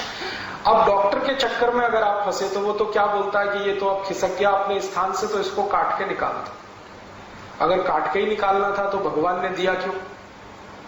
मूर्ख तो नहीं है भगवान, कम से कम डॉक्टर की तुलना में तो मूर्ख नहीं है। हर डॉक्टर के पास एक ही जवाब है, काट के निकाल दो, काट के। और जिस माँ का गर्भाशय कट गया उसकी जिंदगी कट जाएगी, फिर पूरी जिंदगी उसको पीठ दर्द होगा, पांव में दर्द होगा, घुटने दुखते रहेंगे और इतना दर्द होगा किसी दवा से रुकेगा नहीं। फिर जब उसकी मृत्यु होगी तो दर्द ठीक होगा। इतना खराब है ये। तो आप कभी भी कोई डॉक्टर के ये बहकावे में नहीं आना। वो ये कहता है ना गर्भाशय काट के निकाल दो, तो कहो जयराम जी कि तुम तुम्हारे घर में बैठो, हम कहीं और जाएंगे और आप घर में ही इलाज कर लो। जो भी माता या बहन का गर्भाशय थोड़ा भी अपने स्थान से हट गया है, उसकी सबसे अच्छी दवा है यही मेथी का दाना। इसके लड्डू बनाओ गुड़ और घी के साथ, और वो मां को रोज लड्डू खिलाओ सवेरे शाम। आप देखना 20-25 दिन में अपने आप गर्भाशय अपने स्थान पे आ जाएगा। अद्भुत काम करता है ये मेथी का। आपको नींद नहीं आती है तो आपका ये जो अंगूठा है ना, अंगूठा, इसके नाखून के दोनों साइड में मेथी दाने बांध के पट्टी लगा लो, बहुत गहरी नींद में सो जाओगे। अंगूठे के नाखून जहां खत्म होते हैं उसके नजदीक मेथी दाना रखो और टेप लगा लो दोनों तरफ, और आप देखो कितनी गहरी नींद आती है। बहुत अद्भुत काम करता है। किसी बच्चे को कान में बहुत दर्द हो रहा है, 2-3 मेथी दाने डाल दो, 5 मिनट ऐसे रखो तो दर्द बंद हो जाएगा, ऐसे कर दो मेथी दाना निकल जाए। मैंने बताया आपको 48 बीमारियों में प्रयोग किया मेथी दाना। कभी भी ये ना नहीं बोलता, रिजल्ट हमेशा देता है। और हमारा घर कोई ऐसा है नहीं जहां मेथी दाना मिले नहीं। अद्भुत है, आप इसको जरूर घर में रखो, भरपूर इस्तेमाल करो। और ऐसे ही बहुत अच्छी दवा अपने घर में है दालचीनी। मेथी दाने के बाद दूसरी सबसे अच्छी दवा जो मुझे नजर में आई है वो दालचीनी। एक दालचीनी से लगभग 43 रोग ठीक होते हैं, अकेली दालचीनी। दालचीनी तो आप जानते ही हैं, वो उसको पीस के पाउडर बना लो, तज कहते हैं, शायद उसको तज कहते हैं, यहाँ दालचीनी कहते हैं। हाँ, ये वही है ना सिनामोन जिसको अंग्रेजी में कहते हैं। हाँ, तो ये अद्भुत है दालचीनी। हार्ट के पेशेंट को दे दो, इसका काढ़ा बना के बहुत अच्छा काम करता है। ब्लड प्रेशर बहुत हाई हो गया है, दालचीनी का काढ़ा पीना शुरू कर दो। ब्लड प्रेशर बहुत लो है तो दालचीनी का काढ़ा पियो, थोड़ा गुड़ डाल के पियो। अगर आपको बहुत अच्छे पेट खराब रहते हैं, माने ज्यादा दिन पेट खराब रहता है, दालचीनी लेना शुरू करो। पेट के साथ ये संधिवात रहता है तो दालचीनी ले लो, कब्जियत रहती है तो बहुत काम आती है दालचीनी। मोटापा बढ़ गया है तो दालचीनी का उपयोग कर लो, बहुत अच्छे। ये पाउडर फॉर्म में इस्तेमाल की जाती है। ऐसे ही अपने घर में एक बहुत अच्छी दवा है धनिया। धनिया सूखा वाला और ताजा दोनों काम आते हैं। अगर आपको एनीमिया है, माने खून की कमी है, तो हरा धनिया पीस के चटनी बना बना के खूब खाओ, उसका रस पियो। और सूखा धनिया सबसे अच्छा काम आता है थायराइडिज्म। अगर हाइपरथायराइडिज्म है, थायराइड बढ़ा हुआ है, या हाइपोथायराइडिज्म है, घटा हुआ है, दोनों ही स्थिति में सूखे धनिये को पानी में डालो, पानी को उबालो और सवेरे सवेरे घूट घूट पियो, तो लगभग 20-25 दिन में सब तरह का थायराइड खत्म कर देता सूखा धनिया। ऐसे ही आपके घर में एक बहुत अच्छी दवा है काला नमक और सेंधा नमक। आपको तो मेरी विनती है कि आप घर का नमक बदल दो अपना। पहले तो ये पिसा हुआ तो लाना बंद कर दो। आप या तो सेंधा नमक लाओ, नहीं तो काला, और वो डेले वाला लाओ। और सब्जी में नमक सब्जी बनाते समय डालो, सब्जी बनने के बाद नमक कभी मत डालो, क्योंकि सब्जी बनने के बाद नमक डाला तो वो जहर जैसा काम करता है। दाल बनने के बाद नमक डाला तो जहर जैसा काम करता है। और एक परंपरा बंद कर दो ऊपर से नमक डाल के खाने की। अगर कोई दिन आपको ऐसा लगता है कि नमक कम है तो कम नमक का ही खा लो, ये ऊपर से डाल के खतरनाक है। इसमें क्या होता है, 2 चीजें होती हैं। एक तो जिसने बनाया है खाना उसका अपमान कर रहे हैं आप, उसको ये सिग्नल दे रहे हैं कि देखो तुमने नमक बराबर नहीं डाला है। भले आप बोले या ना बोले, उसको ये हर्ट तो करने ही वाला है, तो उसका अपमान कर रहे हैं और अपने शरीर का भी नाश कर रहे हैं। तो ऊपर से नमक डाल के तो खाना बिल्कुल बंद कर दो। थाली में नमक रख के बैठना, नमक जितना डालना है सब्जी बनते समय, माने उबलना चाहिए, नमक डलने के बाद उसमें उबाल आना चाहिए। ऐसे ये बुरक के खाना, ये तो बहुत खराब है। जैसे हम सलाद पे कई बार नमक बुरक के खाते हैं, ये बंद कर दो। अगर कोई मजबूरी ही है, बुरक नहीं है, तो वो काला नमक थोड़ा बुरक लो, और ये सफेद वाला तो बिल्कुल नहीं। तो इन चीजों से आप बहुत इलाज कर सकते हैं। नमक बदल दो, आपकी बहुत बीमारी चली जाएगी। और 1-2 छोटी बातें बताता हूं कि आपके घर में कुछ ऐसी औषधियां हैं जिनको दुनिया भर के लोगों ने आज मान्यता दे दी है। वो उसमें से एक है तुलसी। अगर तुलसी आपके घर में है, श्याम तुलसी घर में है जिसके पत्ते गहरे हरे होते हैं, तो आपके घर में सब बीमारियों का इलाज है। इस तुलसी के पत्ते का काढ़ा बना के जो भी पी लेगा उसको कभी चिकनगुनिया हो नहीं सकता, ये गारंटी मैं देता हूं। और चिकनगुनिया ठीक होने के बाद जो सब शिकायतें हो रही है ना, अभी दर्द नहीं जा रहा है, कमजोरी नहीं जा रही है, एक ही दिन तुलसी का काढ़ा पी लो तो सब चला जाए। तुलसी जो है ना एंटीपायरेटिक है, माने बुखार से होने वाली तकलीफों की सबसे अच्छी दवा है तुलसी। कभी भी बुखार आ जाए, तुलसी का काढ़ा कभी भी दो, भूलो ही मत। ज्यादा तेज बुखार हो तो तुलसी के काढ़े में अदरक का रस मिलाओ, नहीं तो सौंठ का पाउडर मिलाओ। और ज्यादा तेज बुखार है तो इसमें पीपर मिलाओ, छोटी पीपर मिलाओ। और ज्यादा तेज बुखार है तो नीम की गिलोय मिला लो, या नीम के पेड़ की छाल का पाउडर मिला लो। कितना भी तेज बुखार खत्म होता है। लेकिन मेन है इसका तुलसी, बेस है तुलसी। होम्योपैथी में दवाएं तुलसी से बहुत हैं, आयुर्वेद में तो अद्भुत दवाएं हैं तुलसी की। इसका भरपूर इस्तेमाल आप अपने घर में करिए, जैसे जैसे कर सकते हैं। आप में से कई लोग आश्चर्य करेंगे, मैंने स्किन डिसीज तुलसी से ठीक किए, त्वचा के रोग, सोराइसिस, इचियोसिस, एक्जिमा, 20-20 साल पुरानी बीमारियां त्वचा की तुलसी के रस से ठीक होती। अद्भुत है तुलसी, आप रखो इसको घर में बराबर। और ऐसी तुलसी के जैसी ही एक बहुत अच्छी चीज है पुदीना, वो भी बने तो गमले में कर लो घर में। और इन दोनों से बराबर ही अच्छी एक चीज है एलोवेरा, ग्वारपाठा, जरूर रखो अपने घर में। ग्वारपाठे का रस अद्भुत काम करता है, त्वचा की बीमारियों में काम करता है, पेट साफ करने में काम आता है। कान में कितना भयंकर दर्द हो, ग्वारपाठे का रस थोड़ा गर्म करके एक ही बूंद टपकाओ, 3 सेकंड में दर्द खत्म कर देता है, विदिन 3 सेकंड्स। इंजेक्शन से भी तेज गति से काम करता है। किसी स्त्री और पुरुष को नपुंसकता की शिकायत हो, ग्वारपाठा बिल्कुल ठीक कर देता, कंप्लीट क्योर करता है। शरीर को ताकत बढ़ानी हो, बहुत कमजोरी लग रही हो तो ग्वारपाठा अद्भुत काम करता है। बाल बहुत झड़ते हो, गुच्छे के गुच्छे निकलते हो, ग्वारपाठे का रस बाल में लगाओ, जैसे तेल लगाते हैं, 1 घंटे के बाद धो लो तो बाल झड़ना बंद करा देता है। बाल ज्यादा काले रखने हैं तो ग्वारपाठा सप्ताह में 1 दिन लगाते ही रहो रस के रूप में, अद्भुत काम करता है। आंखों की रोशनी बढ़ानी हो तो ग्वारपाठे को इस्तेमाल कर सकते हैं, पीने के रूप में ले सकते हैं। बच्चों को फोड़े फुंसियां बहुत होती हैं, 1-1 चम्मच ग्वारपाठे का रस 3-4 दिन पिला दो तो सब फोड़े फुंसियां होना बंद। गर्मियों में घमौरियां बहुत हो जाती हैं तो ग्वारपाठे का इस्तेमाल कर सकते हैं। मनुष्यों में, पुरुषों को एक बहुत खराब बीमारी होती है, उसको बार्बर सिचिंग कहते हैं। दाढ़ी बनाओ ना, उसके बाद लाल लाल फुंसियां हो जाती हैं, उनको बोलो कि ग्वारपाठे का रस लगा के फिर शेविंग करें तो कभी ये तकलीफ नहीं आती। बहुत अच्छी दवा है, घर में है, आप लगा सकते हैं। घर में भी हो सकता है, खेतों में भी हो सकता है। एक दिन मैंने ये सब गिना तो 108 दवाएं हमारे रसोई में हैं, 108। और इनसे हर बीमारी ठीक हो सकती है, कहीं घर के बाहर जाने की जरूरत ही नहीं है। और मैं तो सबको चिल्ला चिल्ला के कहता हूं कि आप बीमारी से नहीं, डॉक्टर से बचो। बीमारी खतरनाक नहीं है, डॉक्टर खतरनाक। एक बीमारी से दूसरे में फंसाएंगे, दूसरे से आपको तीसरे में ले जाएंगे, ठीक ही नहीं होने देंगे। और आजकल डॉक्टर जो दवाएं आपको खिलाते हैं ना, वो दवा अपनी मां बहन को कभी नहीं खिला सकते, ऐसी दवाएं आपको खिला देते हैं। जिन दवाओं पर कोई क्लिनिकल ट्रायल्स नहीं हुए हैं, जिन दवाओं को किसी ने अप्रूव भी नहीं किया है, उनको धड़ल्ले से प्रेस्क्राइब करते हैं, क्योंकि कमीशन मिलता है। और ये कमीशन खोरी इतना बढ़ गया है कि अब अच्छा डॉक्टर चिराग लेके ढूंढने निकलो तो कोई एक मिले, मुश्किल से एक मिले।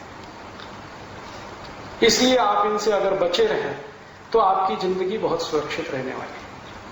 तो ये छोटी छोटी कुछ बातें मैंने आपसे कही, आप इनका पालन करें। एक तो हमारा आयुर्वेद का हिस्सा है, स्वस्थ कैसे रहें उसके कुछ सूत्र मैंने बताए। एक तो बीमारी आ गई तो अपने घर से उसका कैसा इलाज करें। कोई बीमारी ऐसी नहीं जिसका रसोई से इलाज ना हो सके, और अगर बहुत अधिक जरूरत पड़ेगी तो रसोई से 2-4 कदम ही आगे जाना पड़ेगा।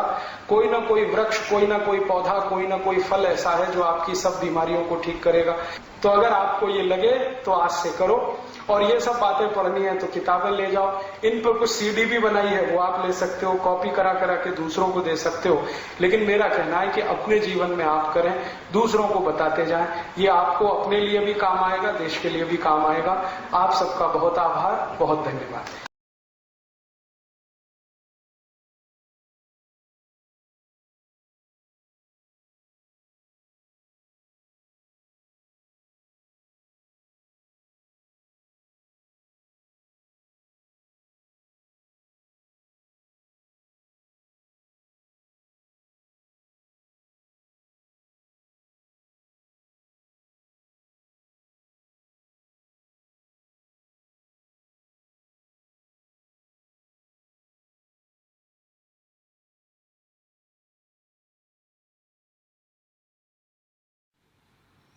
दोस्तों सबसे पहले तो चैनल सब्सक्राइब करें, फिर लाइक, कमेंट और शेयर करें। और हाँ, हमारा एंड्रॉयड ऐप डाउनलोड करना ना भूलें।